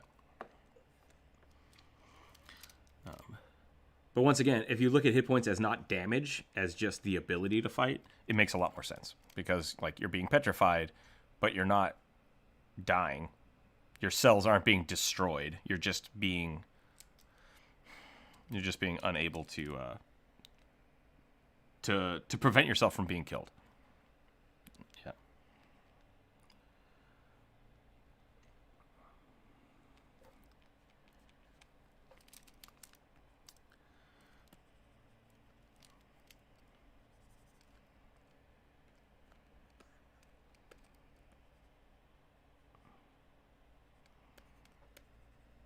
Yep, and I would look at it that way. Is if you then have a status effect on you. You take more damage if you are hit. It's chipping things off. You're like, oh no, that's not good. But until it shatters you to death, you're not like, you didn't lose an arm. You didn't lose a head. It's just like, tink, my armor took a little bit of a chip on that. That's no good. Sure. Plastics. But yeah. So I think that's kind of the drawback. And it works for most things if you think of it that way, as the only hit points that matter is the last one. Because you're no longer able to defend yourself. Yep, you just fall to pieces.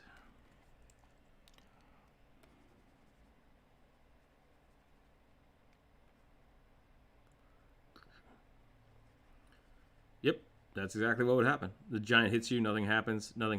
Small microfractures, which are really Unaffected, and then you explode.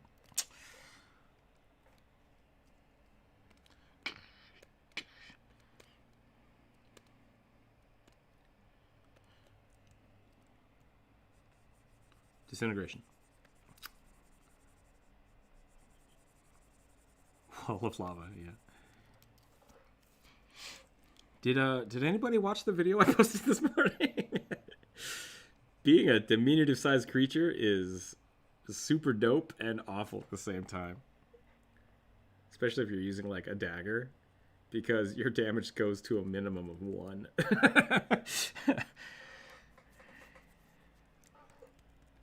We look like a beholder.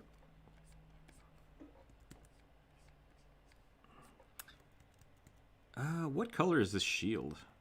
I'm gonna make it blue.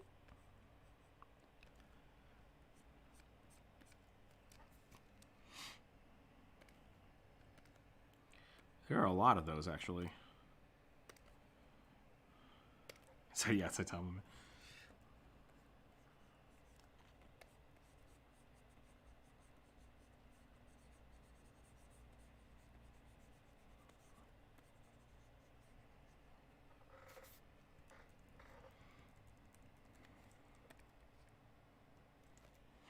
That's weird. Yeah. It seems very, very unstructured.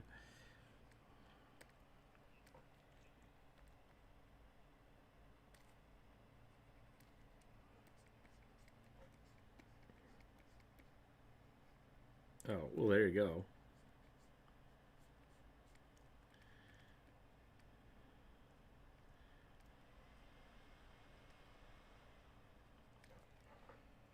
Does it do maximum damage, or does it just apply a death effect?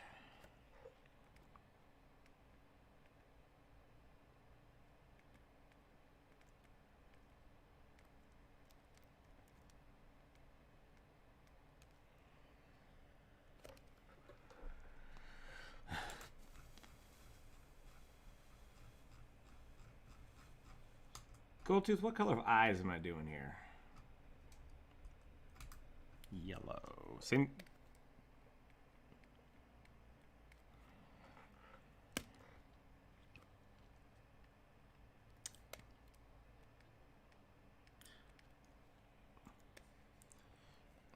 No. The specific? Which one is it specifically?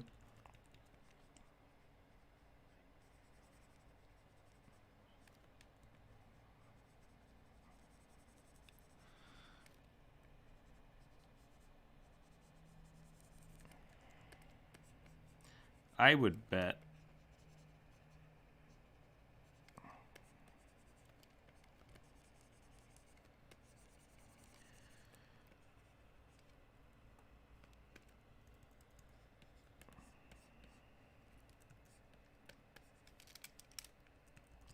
Yeah. I think that's legit. And I'll tell you why I think that's legit. Because there are so many spells that are power death, basically. It's just like, oh, and then you die. That sounds to me like they turned that into a melee move is all that would be. It's like, if it hits you, you die from it. Don't get hit. And so, especially in older editions, you know, when you have a paladin with 42 armor, especially if they're level 20 plus, if they're doing mythic campaigns, 45, 50 armor, the chance that they get hit is pretty low. And it's the equivalent of a melee class person or a spellcaster just always having resistance to death, right? All of a sudden now the wizard is the one that's in danger because they can't. It's like, uh-oh, don't get hit by that. Whereas the martial classes are probably fine from it at that level.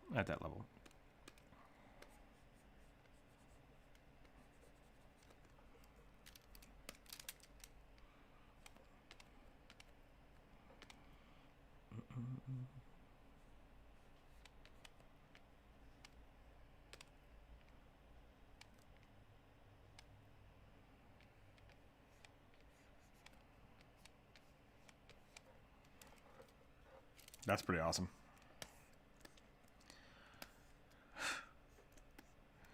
I feel like if your challenge rating is 60, it's just like you can do whatever you want. Hey, what if we fight the planet?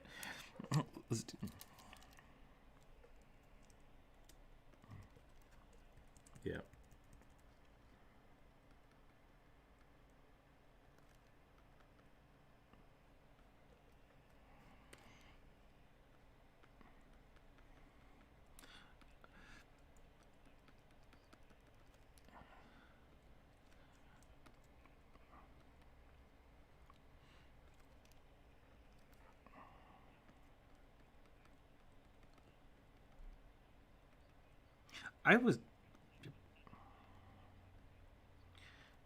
My thought on it was, and I could be totally wrong with this, so I have no protection for this, or no reference for this. That I can give you. Humans are the youngest race, one of the younger races. So like gnomes, dwarves, elves have had centuries and millennia to perfect a craft and learn something, and now humans are just kind of like, ha, we're here.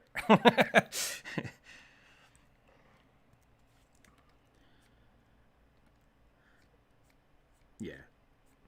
I don't think that they don't have the technology. I think the gnomes are just really good at it. I think that's a better way to look at it.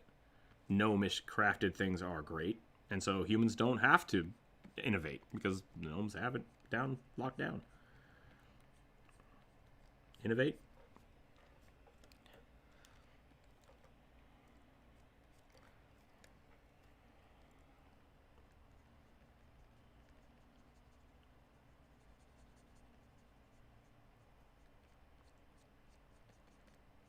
Yep.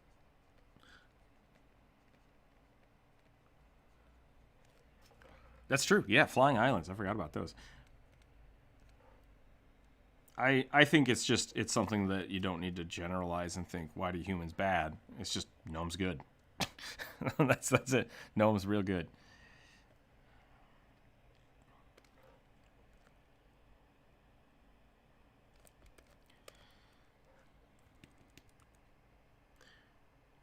Bring them back.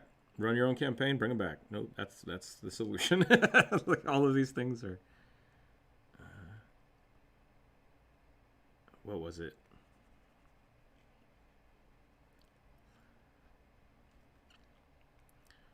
I mean, I think a good example of that is Percy from Critical Role creating firearms. Like, that's great. That's a great way to reintroduce firearms, is have one of your players be the person that invents them. That's super cool. So yeah, I don't think what's yeah, Demon did do it. It's true. It's totally your choice. My worlds are full of firearms because I think they're fun. And then, especially with part of the reason I added them to my world is because pervasively is because I have a player that had 35 armor at level 5, and it was like, nothing can hit you. Oh look, guns bypass armor. What up?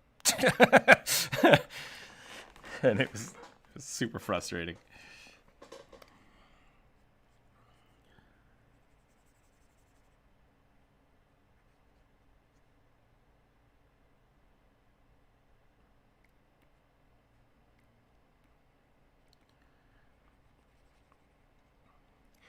So yeah, exactly. It's not something you need, and that's why with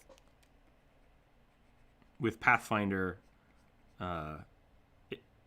guns basically work the way spells do. They go for touch. You just have to touch somebody with a bullet, and they take damage from it.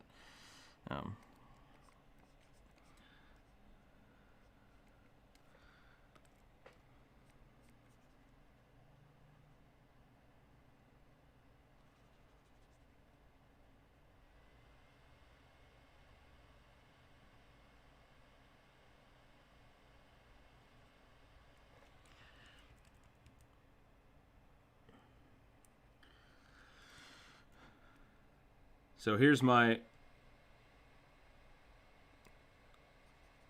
Yeah. I can also give you a real world example of why that happens. We have some of the most advanced military technology in the world, as in the U.S. military.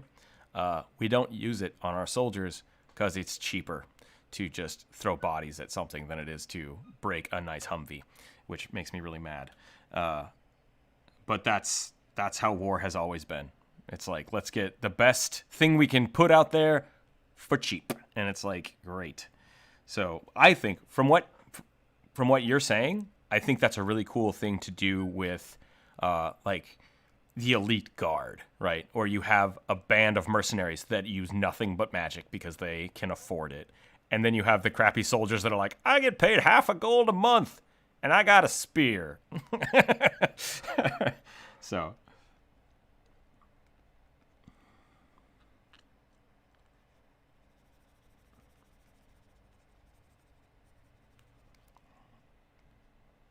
Okay, that's all subjective, but go ahead.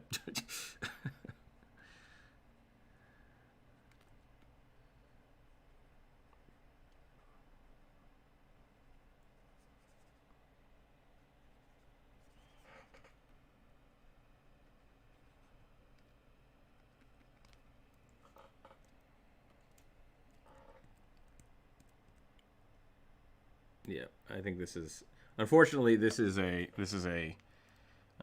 non-discussion argument because it basically is just like, why not though?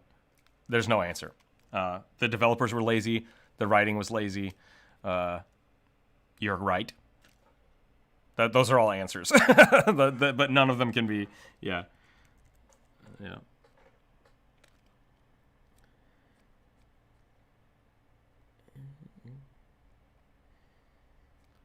Yeah, why isn't everybody just a dragonborn? That's the real question. The dragons are just like, oh crap, they learned how to read.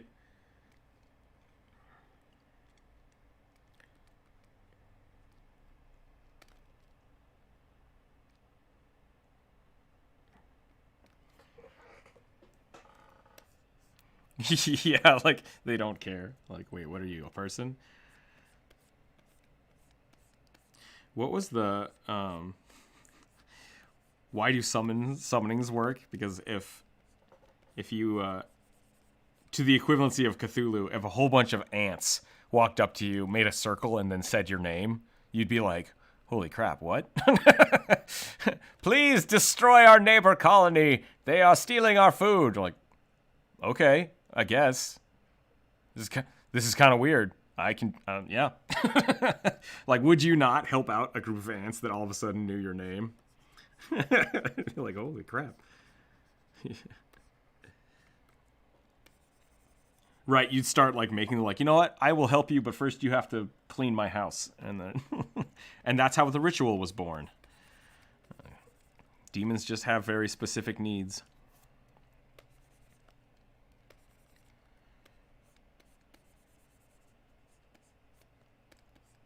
Yeah, and it's a fine thing to talk about. It's just not on stream because it is very subjective. Because there's not an answer. Yeah, there's not an answer that we can just have for that.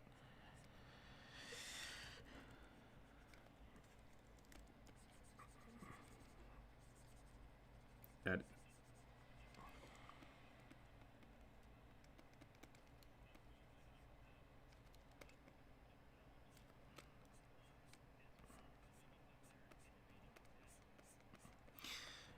Yeah. Yeah, that's what the battlesmiths are. That's what not the battlesmiths, the artificers. Yeah, that's exactly what they're doing. They're blending technology and magic.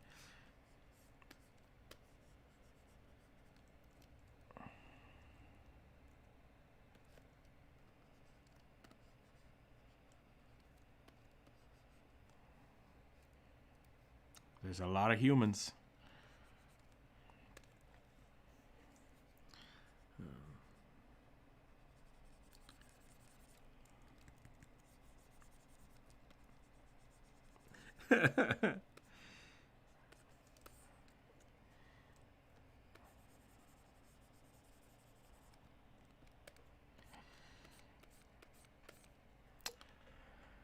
He is immortal.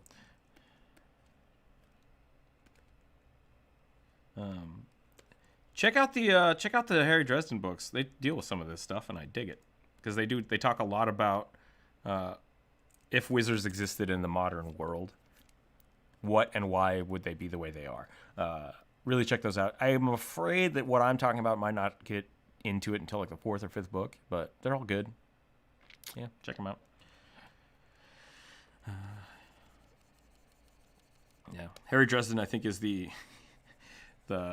he's in the phone book for being a wizard, and that's his jam.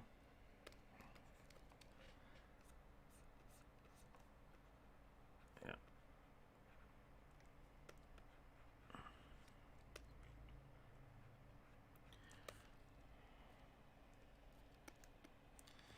Yep, fantasy is pretty good about doing what you want. Did you finally go through all the sauerkraut?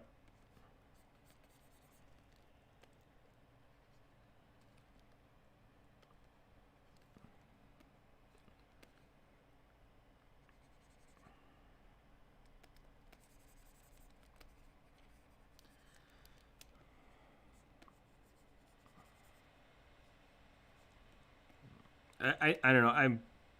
I really don't know how to answer that because it is, once again, it's just a teacher. What? Go.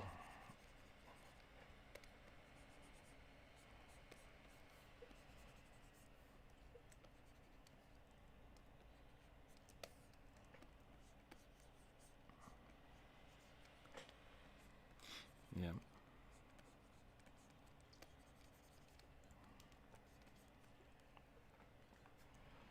Gross. I don't know. I doubt it. I think one of the devils would probably be the least likely to be an atheist. I don't think this God exists. I think it's fake.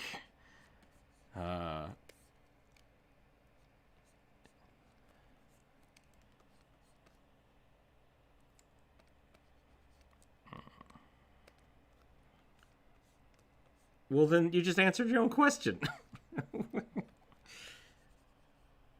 Yeah.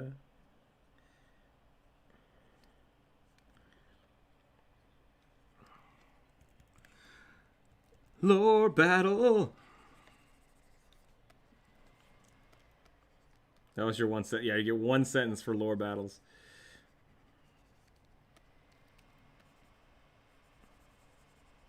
Oh god, that's not something I'm gonna make.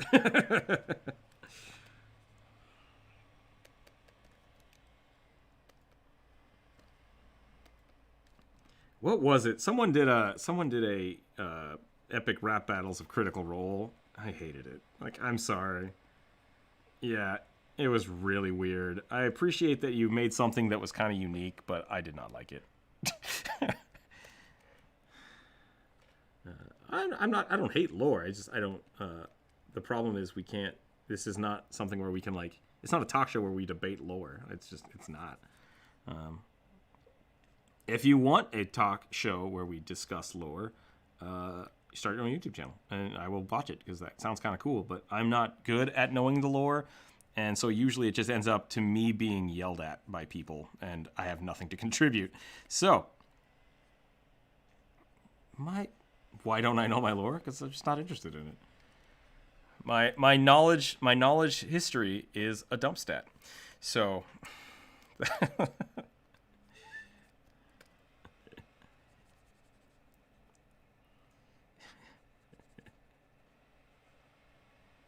Yeah. There are so many books, so many stories. I purposefully skipped history quite often.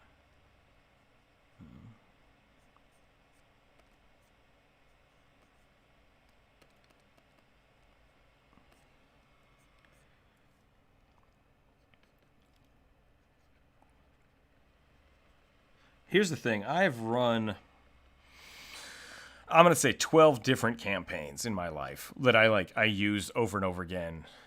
And each that are in the same realm, but are different every single time. And I'm totally fine with that. And that's how I run my games. So I start playing. I'm not someone that is strict to lore books. If you think a lore should be different, then we talk about it and we play it. Like that's how D&D is for me. I really don't care about following the rules specifically. I think they're great starting points. I think there's a great universe. I love it. But it's just not something that I feel I need to subscribe to. So. Too many humans, Rook. Too many.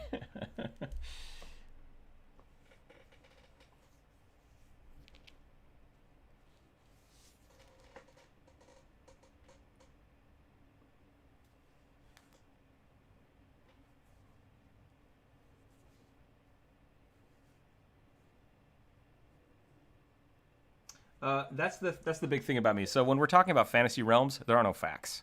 And that's, people get really passionate about certain things, like brass dragons being a specific way. And I'm like, yeah, it's cool that you like that. I like dragon tails on my dragonborn.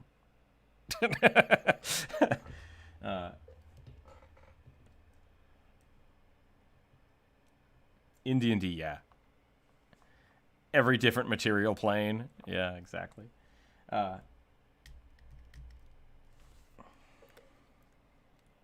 Yeah, Greyhawk is a different setting. So if you want to run a campaign where your dragonborns don't have tails, do it. I have no qualms with you doing that. When I run my campaigns, they got tails.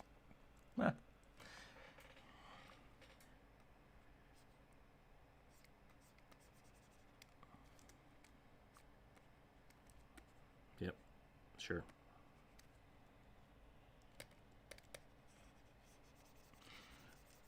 A level 5 character should be able to destabilize pretty much any country.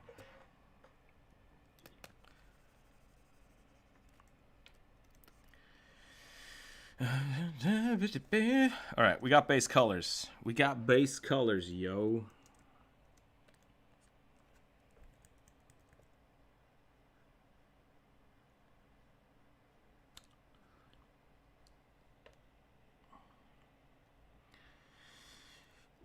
Great. Oh, jeez and crackers. There we go. 11 days. 11 days. I just watched that again this morning because I was like, oh, I'm going to draw kobolds. Gotta get my spurt on.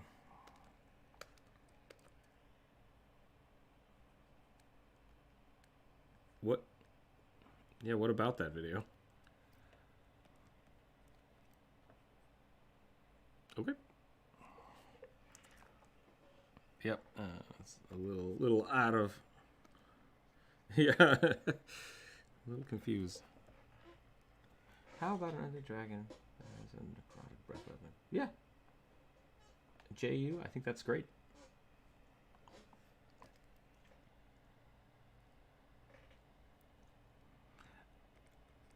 It's legit. Not an issue at all. It's good to have something passionate about.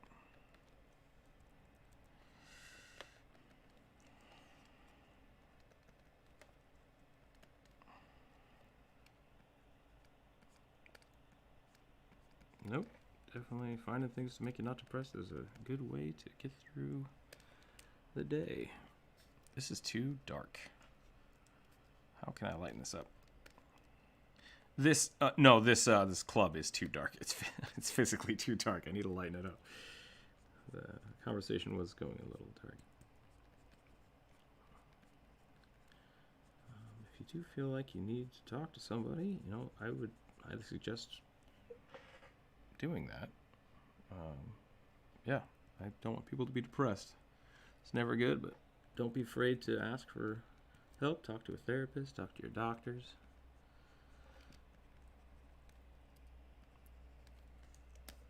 Sure.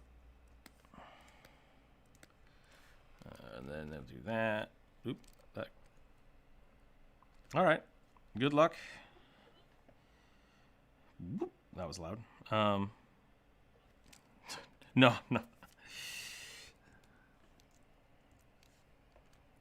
Let me look at that now. I think I need to. Let's fiddle with some stuff here.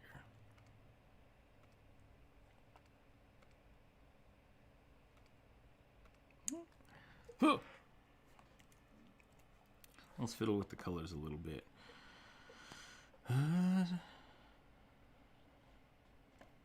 All right. Catch you later. Thanks for hanging out today. What time is it? Oh, it's past 12. I got caught up by the color. We always get weirdly political at the end of the day.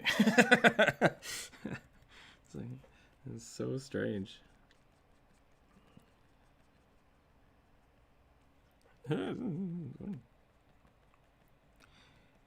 Andres, you did a good job today. About understanding where the line should be drawn. Great job.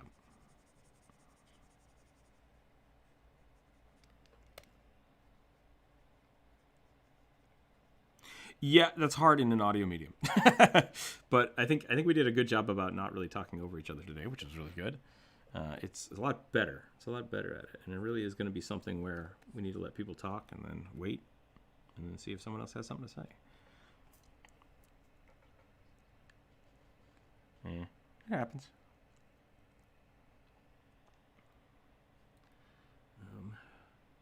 Definitely on the note of depression, if you do feel like you're depressed, I mean, it happens to a lot of artists because sometimes you're working on something and it's just not going right. Definitely, it's okay to talk to people about that. It's okay to tell people you're bummed and depressed, but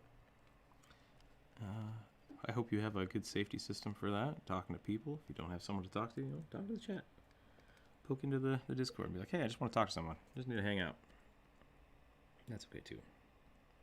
Yeah, I mean, it's legit. It's a legit thing to do. It's just at the same time, it's got to be not.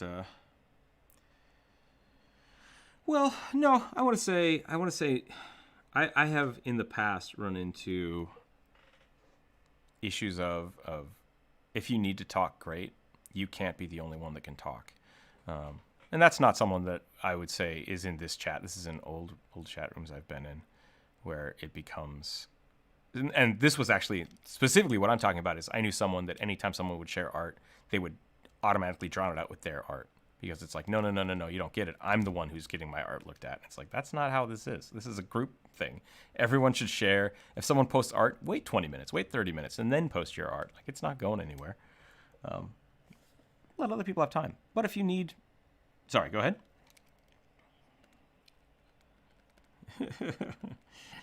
But it's definitely one of those things where, like, sometimes the best way to be around people and raise your own spirits is to listen to other people. And that's just maybe that's just for me. So who knows? But I want to make sure people are able to share their opinions. And we just need to be able to make sure that there's a place for people to talk and a place for people to be heard. And beyond that, I will do my best. If you need more talking beyond that, I'm not a counselor. I'm not a therapist. I don't know what to do about it, but I will definitely help you find somebody to talk to if you need to. It's a skill. Oh, did you post it? I want to see this. JU said, "How about an undead dragon that has a necrotic breath weapon?" Absolutely. You have shadow dragons and death dragons in my games all the time. That I don't know if they actually exist or not in the books, but I think they're great. It's your game. Do whatever you want with it. It's great. Self-worth, what I create. These, I think, that makes sense. What could go wrong? Exactly. Yeah. Art is weird. Because you are like writing, whether you're writing books or drawing things, it's always very exposing, I guess. Like, here's something that I love and put time into. I hope people like it. And then I've posted videos and just been like a mess for the whole day because I'm like, man, I don't know if that was good enough. I want it to be good enough. I think it was okay. Yeah, it's definitely an exercise in. I think sharing art is really important because it is very much an exercise in self-worth. Of just like saying, hey, I did something good enough that I would like to share. And it's like, great, that's cool. And then it's just a matter of knowing when and how to share it. So, yeah.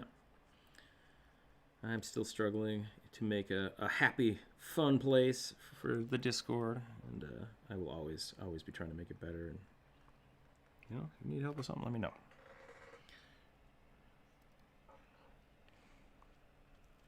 What? Oh, God.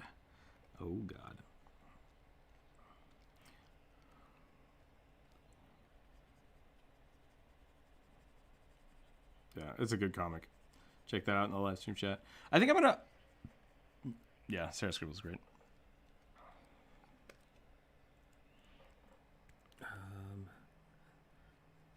Oh, yeah. I think I'm going to keep streaming for a little bit longer because I want to kind of get the base colors down, and then I'll go in and fill this in later.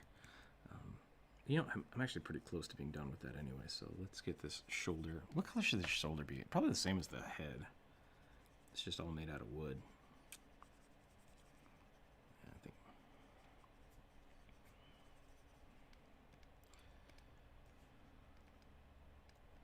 Orc revolver.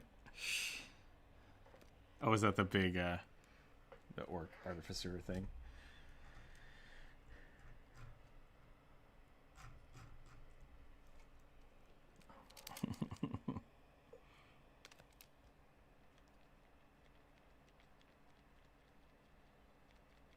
Here's what we drew last week, right? There we go. That looks better. Okay. Now I'm just going to have to go in and shade and color and add some more variants. I'll probably add some like color variation for the scales. Get all that going. That yellow is terrible. That is a terrible yellow color. It's pretty pukey. Let's see what we can do with that. I'm on the wrong layer. There we go.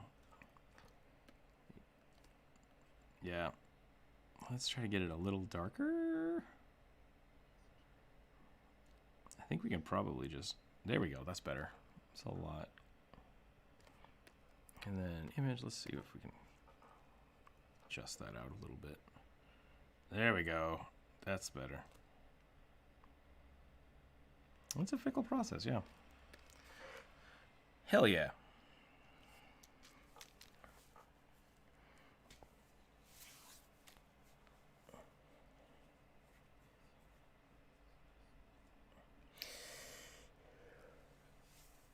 Yep, definitely. If if you get lots of negative feedback from your art, I think that is discouraging. I think a lot of people don't see.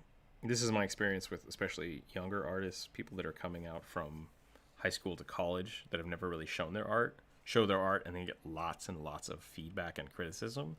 They don't know how to not take it personally. And so, yeah, I mean, that's, I think as artists, it's easy for us to take things personally. Like, oh, I don't like that. It's like, oh, it's like, that's fine. There's nothing wrong with not liking something. I think your anatomy is kind of weird. It doesn't look right. Why would you say that? Because your anatomy's not right. Like, work on that. Take time. Break it down yourself. Critique yourself a little bit. What could you fix? Should you fix that? And then show it to people. And then if they say, like, oh, that arm's a little weird, that leg could use some work, don't take it as, oh, I failed terribly. Take it as, I didn't see that. Or yeah, like, oh, okay, I can spend more time doing that. A lot of the time, what I see the worst thing that really discourages people is they see it, they critique it themselves, and then they go, it's fine, without worrying about it. And then people call them out on that, like, oh, that leg's a little weird. I know. And then they just get really defensive, like, I knew it was wrong. It's like, well, then why didn't you fix it? Why did you show it to us if you knew it was wrong yourself? And that is when you start becoming I would say, more of a professionalized artist. When you can see that, critique it yourself, and then you have the motivation to change it. Because a lot of people don't. A lot of people do something, know it's bad, show it to people, and then feel bad about it. And that was like my issue with the animation. It's like, I know this isn't a full animation, and I'd love to do an animation, but I have to call it at some point. And so, yeah, it happens. Oh yeah, absolutely. It's one of those things that there's a level of completeness, and then there's a level of laziness that people don't realize are different things.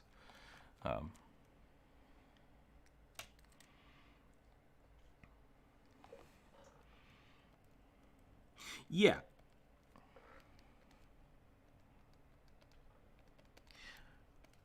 I'm very happy with the video I put out. Like, it's good. I've watched it a few times, and every time I chuckle at it, and I'm happy with it.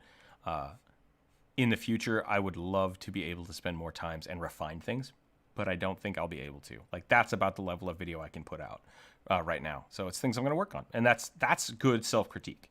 It's like, I've seen the things I can improve, I know where I can improve, and I know where I've stopped it. I'm like, this is where I have to end it, and that's fine. And then when people say, like, oh, I wish it could be a little more refined, it's like, me too, and I'll get there someday. Like, it doesn't affect me because I've already acknowledged that is, I've seen my downsides to it, and I'm okay with that. Don't take things personally. Take critique as artwork. Now, if someone says, this sucks, you suck, and I hate you, it's like, you're not a good person for me to show my art to. Like, that's not constructive at all. You're just mean. Yeah. And a lot of very first freshman artists take it that way. Like, why is my instructor so mean? It's like, they're not. None of that was directed as you or a personal attack, unless they said something to the effect of, like, you didn't do any of the work. Why didn't you do the work? Because you didn't do any of the work. That's personal. Yeah, that's also not good advice. If someone's just like, great, and backs off, it's like, well, did you see anything I can improve? Oh, I don't know. It looks okay. It's like, well, yeah, there's a big step between super critique and, oh, I drew that on the wrong layer. That's push-ups. Oh, I erased it. I see what I did. Okay, that's not so bad. We can fix that really easily. Boop. Whoops. Boop. Boop. No, what? Yeah, you got the sweet arm push-up muscles. That's pretty good.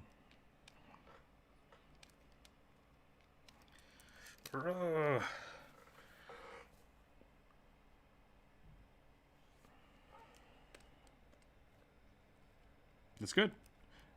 It's like we kept critiquing you in that way, and you didn't listen to us for a long time. It's weird.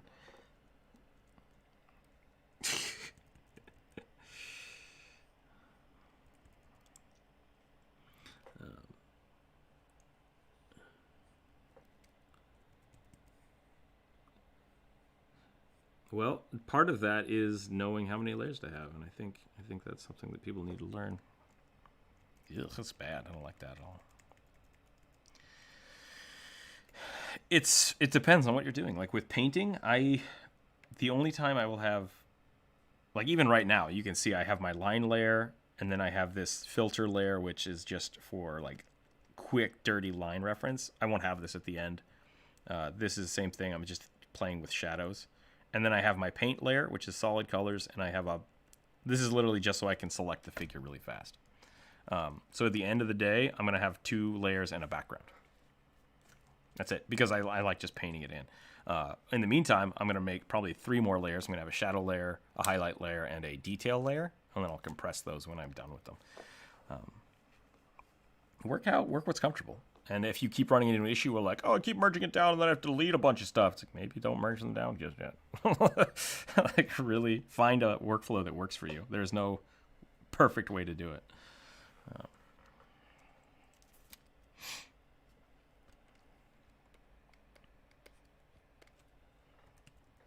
Sure. Yeah.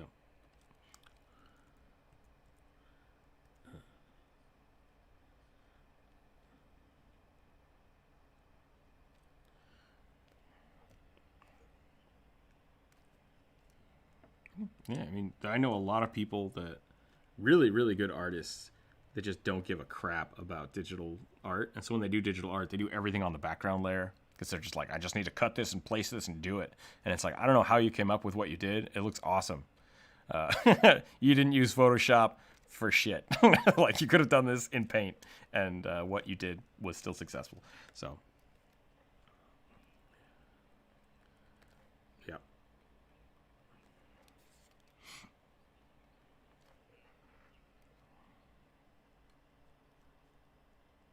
Yeah, that's a great way to put it. Thank you, Dippy.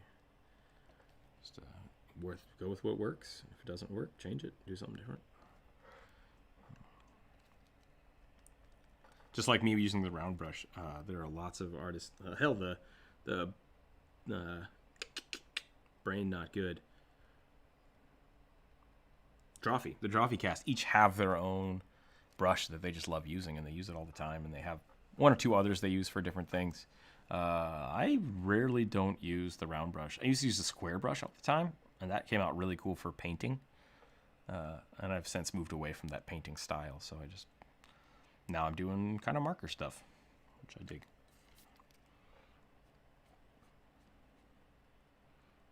Yeah.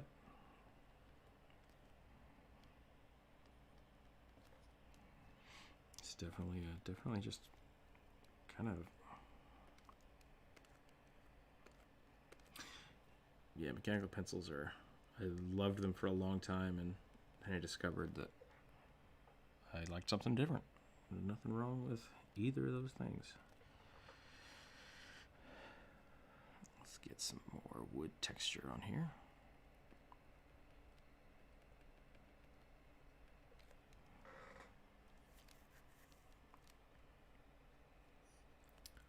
Ooh, big difference. I don't like drawing with pens. I like pencils, and I like colored pencils, and I like micro pens. I don't like ballpoint pens. Don't know why. Yeah.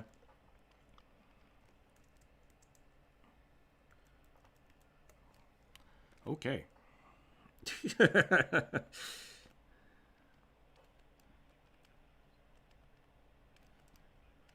Oh yeah, that's a good question.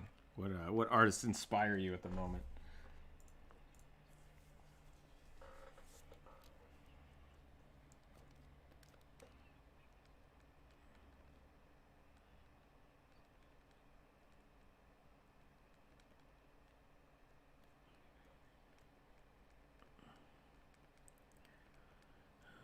See.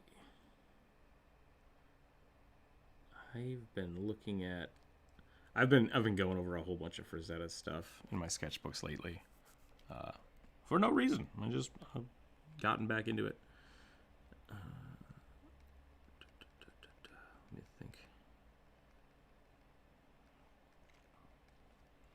You know what? That's a good question. Let's just jump on Instagram and see who I started following a whole bunch more people on Instagram.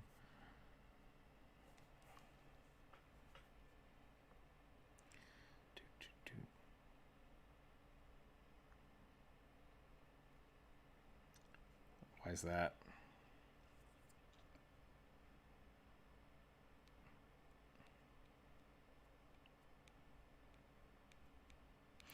I would say for me, Loish is probably one of the most influential artists for me.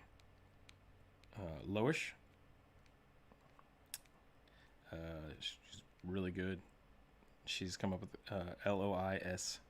And then on Instagram, it's LOI. I'm just going to write it down. If you look at any of my old sketchbook stuff, I have a lot of her. I think that's her name currently on Instagram. Super good, super clean. Lots of paintings. A lot of paintings and sketches. Yeah. I've backed her Kickstarters. I have her books. I love them. That's a cool one, Dippy.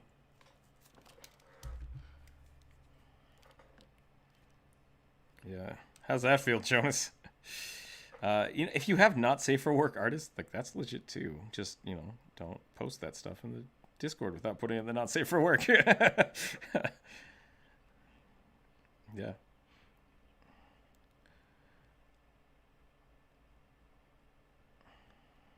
Well, it's up to you.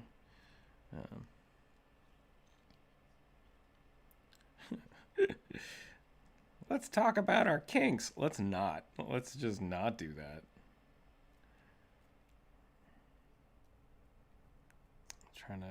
There's a guy I follow. I hope it's a guy. I'm sorry if I just did that. I think it's Steve Sketches. Well, I mean, you don't know. It's not proper for me to guess. Hey, that's on you guys for making that call. Really cool stuff. Let me see if I can find it real quick. I think that's his name. I am still streaming, yeah. Instagram, you do not get access to my GPS. Get out of here. Steve Sketches. Steve Sketches has some amazing D&D art. Yeah. Steve Sketches art. There we go. Steve Sketches art. Also super good. On Instagram. I'm sure if you were ever a fan of the character art Reddit, which is where I started a lot of my stuff, his stuff is all over that. It's so good. Super love it. That guy's really influential for me, especially for the character drawings, because he has such good colors. Really, really sharp lines, which I cannot do. Well, I can do them, I just don't like doing them. But really detailed line work. Love it. Love it, love it, love it. So those are some of mine.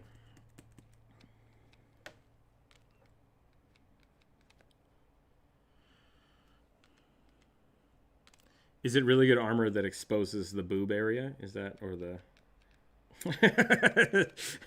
None of my stuff is safe for work. I like this guy, but it's because of the armor. It's because of the armor, I swear. I only read it for the armor. That's some solid. That's some solid work right there. Will you please post the name of the person and not just their picture?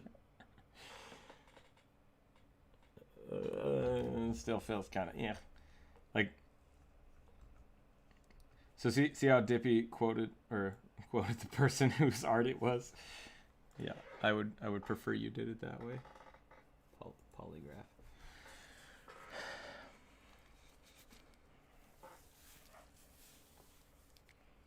Nice. Okay.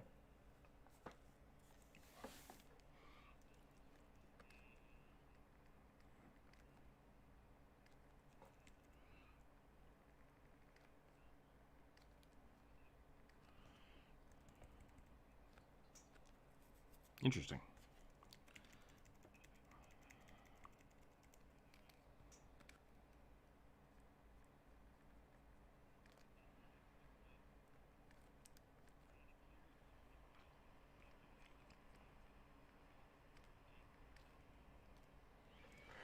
Nice.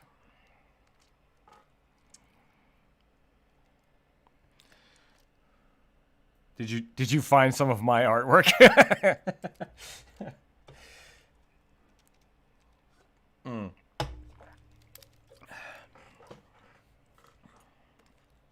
That's a weird thing to think about.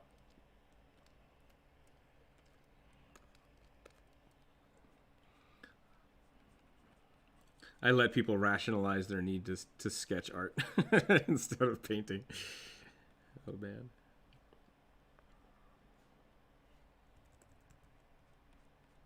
It's just a different thing. It's a completely different thing.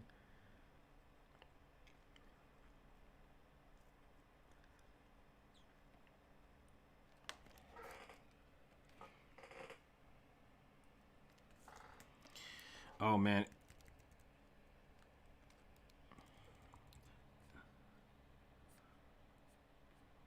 Yeah, that's what I would do.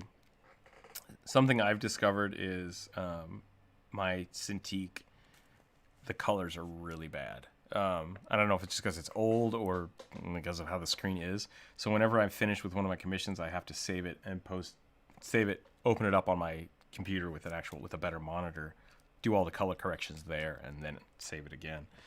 Just because my Cintiq's colors are weird, and I don't think they're good. So it's kind of a weird little...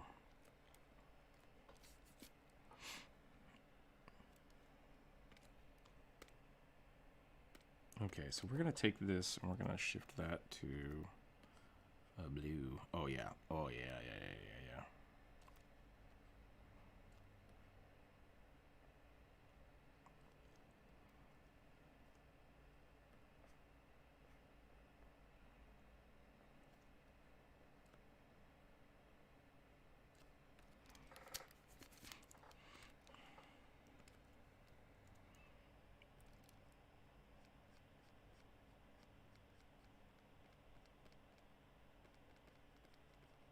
Yeah, that makes sense.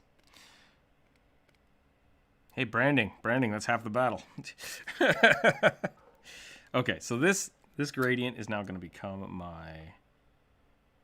actually, do I want to do it that way? I'm going to keep that. I'm going to keep that as its own thing. I'm going to make a new layer. And this is just going to be solid shadow. Oops. Zip. Oh, no. Oh, that's fine. I just need to put that down there. Or is that? That's that. Okay. That's fine then. That can be put down there too. What is this? Yeah.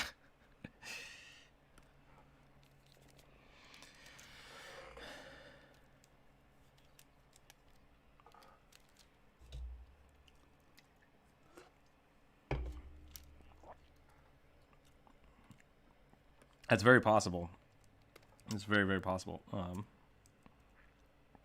I've run into issues with that before. Like Tandem Gamers was the old channel we had, and something we ran into is that Tandem Games is like a UK game company. And I was like, that's really close, but it's different. And then someone else had a YouTube channel called Tandem Gaming, I think. And it was just two buddies playing games. And I was like, dang it. But they had like 3 subscribers by the time I figured this out. I'm like, I don't know who came first. If you came first, sorry about that. But I think I've dominated the market now, so I don't know. I don't know. It might be something we have to change the name later. Yeah, take that. But, I mean, that's just how the world do. Were 2 of them the guys playing? What? A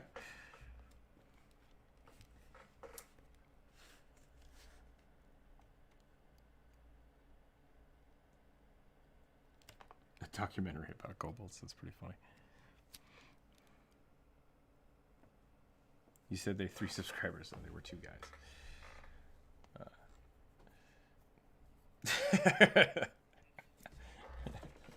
That actually could be. I wonder if I can find their channel now.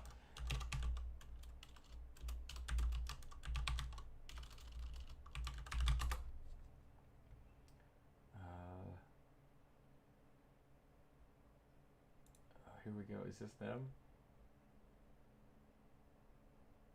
No, Nerd Immersion, Tandem Gaming.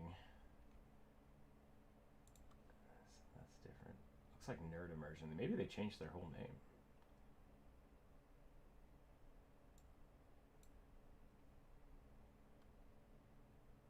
Tandem Games was founded in 2007.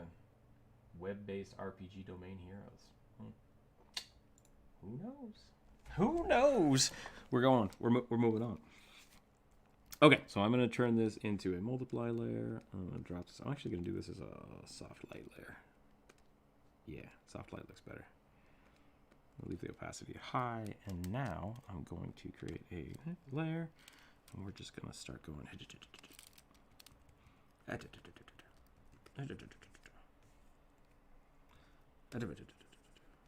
There we go. That's better. Try to get some really subtle shadows on here.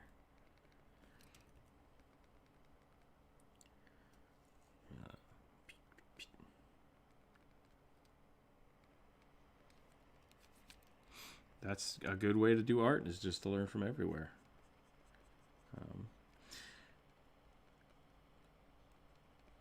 Not talk to me a little bit about this one day. Not a super good artist. Not if you're not around, or you are around. We miss you. Super good artist. Follow Not stuff. But Not said they spent like an hour every morning just on ArtStation. And that's a great way to improve your art as well. Just immersing yourself in kind of the art that is good. The art that you think is good every day. That's definitely not a bad thing to do. Yeah. There are a few kinds of artists that I don't think get a lot of credit. And one of them is the curator. And that isn't so much someone that necessarily does art. Usually they do art. But as a curator, they find good artists and they surround themselves with good artists. And I think it's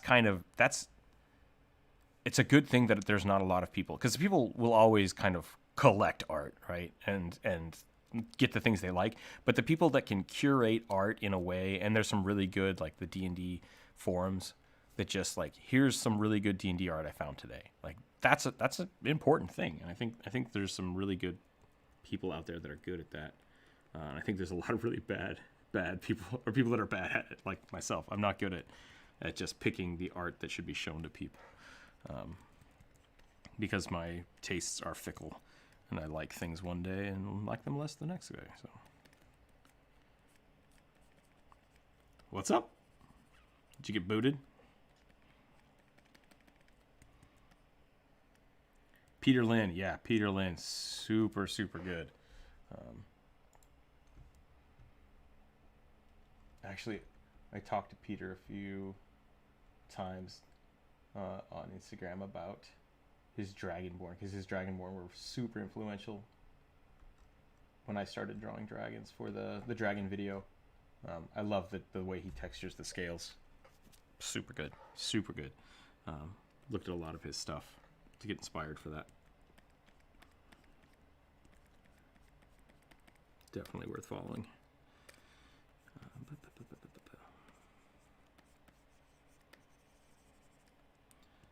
Okay, I think I'm just gonna knock out this whole shoulder. I think that's, yeah, right about like that. Do a little bit of light right there. Try to hit the top of these.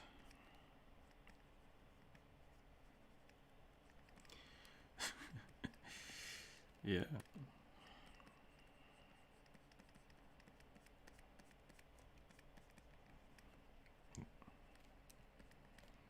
What was? Oh man, yeah. I just watched the one of the latest Drawfee episodes. It was the one where they redid their portraits, and shoot, what's his name? Jacob? I think it was Jacob. He was basically saying like he's in a place where his art right now is he's kind of in a renaissance of figuring out his style, and I just wanted people to think about that he's been drawing professionally for 5 years now as an illustrator, and now he's trying to find his style. And I think a lot of people try to start with that step, like, what's my style of art? And it's like, really, you should be working on your fundamentals until you're at a point where you can try a billion styles of art, and then you kind of settle into that. And I'm still working on that. Like, I think I'm finding a style that I enjoy doing, but I don't know if it's going to be my final one, because my style has kind of evolved quite a bit over the last year. So don't get discouraged if you don't know what your style is. Just keep working on getting better at art. Like, it's perfect. It's a perfect way to do.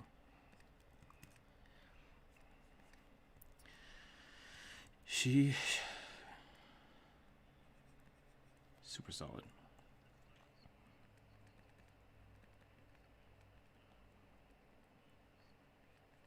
Oh, yeah?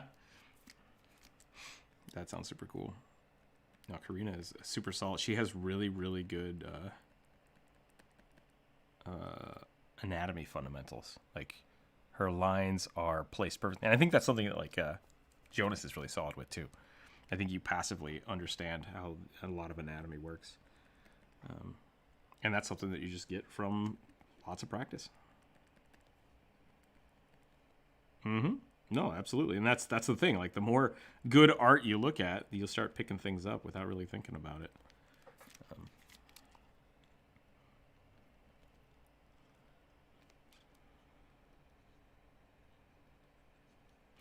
Yeah, I did not draw enough people when I had the chance.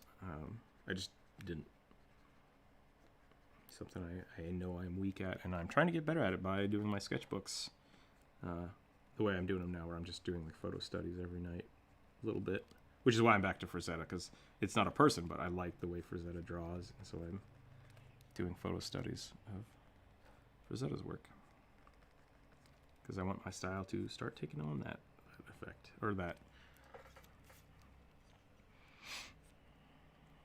Okay, I'm gonna get this.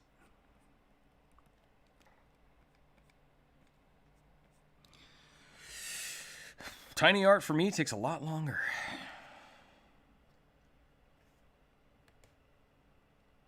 How am I doing on this? What are we doing here? Oh no. Hell yeah. Okay. We're doing good. We're doing good. Let's look at that.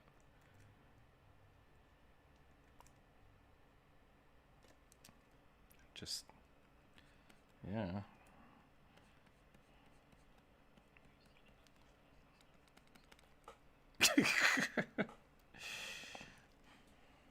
Maybe he actually looks like a Zorbo. You don't know. That's not nice to say to people.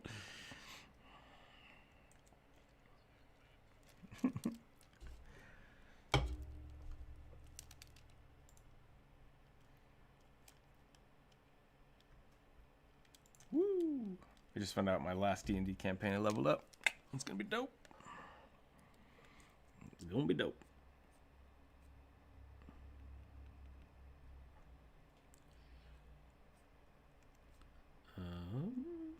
Yeah. Well, I think we're about done here. I think I'm almost done, and then I'm just gonna do the final detail work a little bit later, so I can take a break and come back and get some fresh eyes on it. I might start the knoll, or the bugbear. That's more push-ups. Dang it! I still got to do 10 more push-ups now. I do the bugbear a little bit later tonight, so we can color that. Tomorrow will be the game, unless 4 people that are doing it tomorrow want to postpone it, because I'm fine with that. Otherwise, I have to prepare. I always have pre-game anxieties when I DM for new people. Yeah, no, I know that. So we'll do that tomorrow. It'll be fun. I hope it'll be fun. It won't be on the YouTube, but it will be on Discord, so make sure you're hanging around if you want to see that. We will be down below in the games in progress. So I will double check that. We do have a Patreon specific live room. I don't know if we'll use that. We might. We'll find out. So if anybody's willing to hang around today after the stream, which is going to end right now-ish, we can test that out. But what I'd like to do is let people listen in on the game and just not have them talk. And it might be something that I just physically mute them. But we'll find out. And we'll see how that works. The game is going to start at about 9 a.m. Is that okay? I think you two, are the latest. Oh, and then John has to be done by 4 his time. So I think we can have about a 3-hour window we can try. It's going to be kind of a short, but it'll be a lot of testing and playing and fiddling with characters, so I think that'll be fine. If it works out real well, we'll do another one in a week or 2, but it might change the time based on my work schedule. And we'll go from there. We'll see what happens. Check out that video today. It's a little different. I don't know if I added a lot of funnies to it because I really wanted to get that information out for the ring. It's a cool ring. I've used it before. Definitely check that out. Let me know what you think. If you have cool ideas, put that in the comments below. Like and subscribe, thumbs up it, share it with your friends. If you use that ring in your game, let me know. Like, it's fun. I want to see what people do with it. Last time, keep your dice on the table. I will remember to say my own catchphrase. Thank you, John. But yeah, it's a lot of fun. Check it out. Have a wonderful day. We'll catch you tomorrow on the Discord.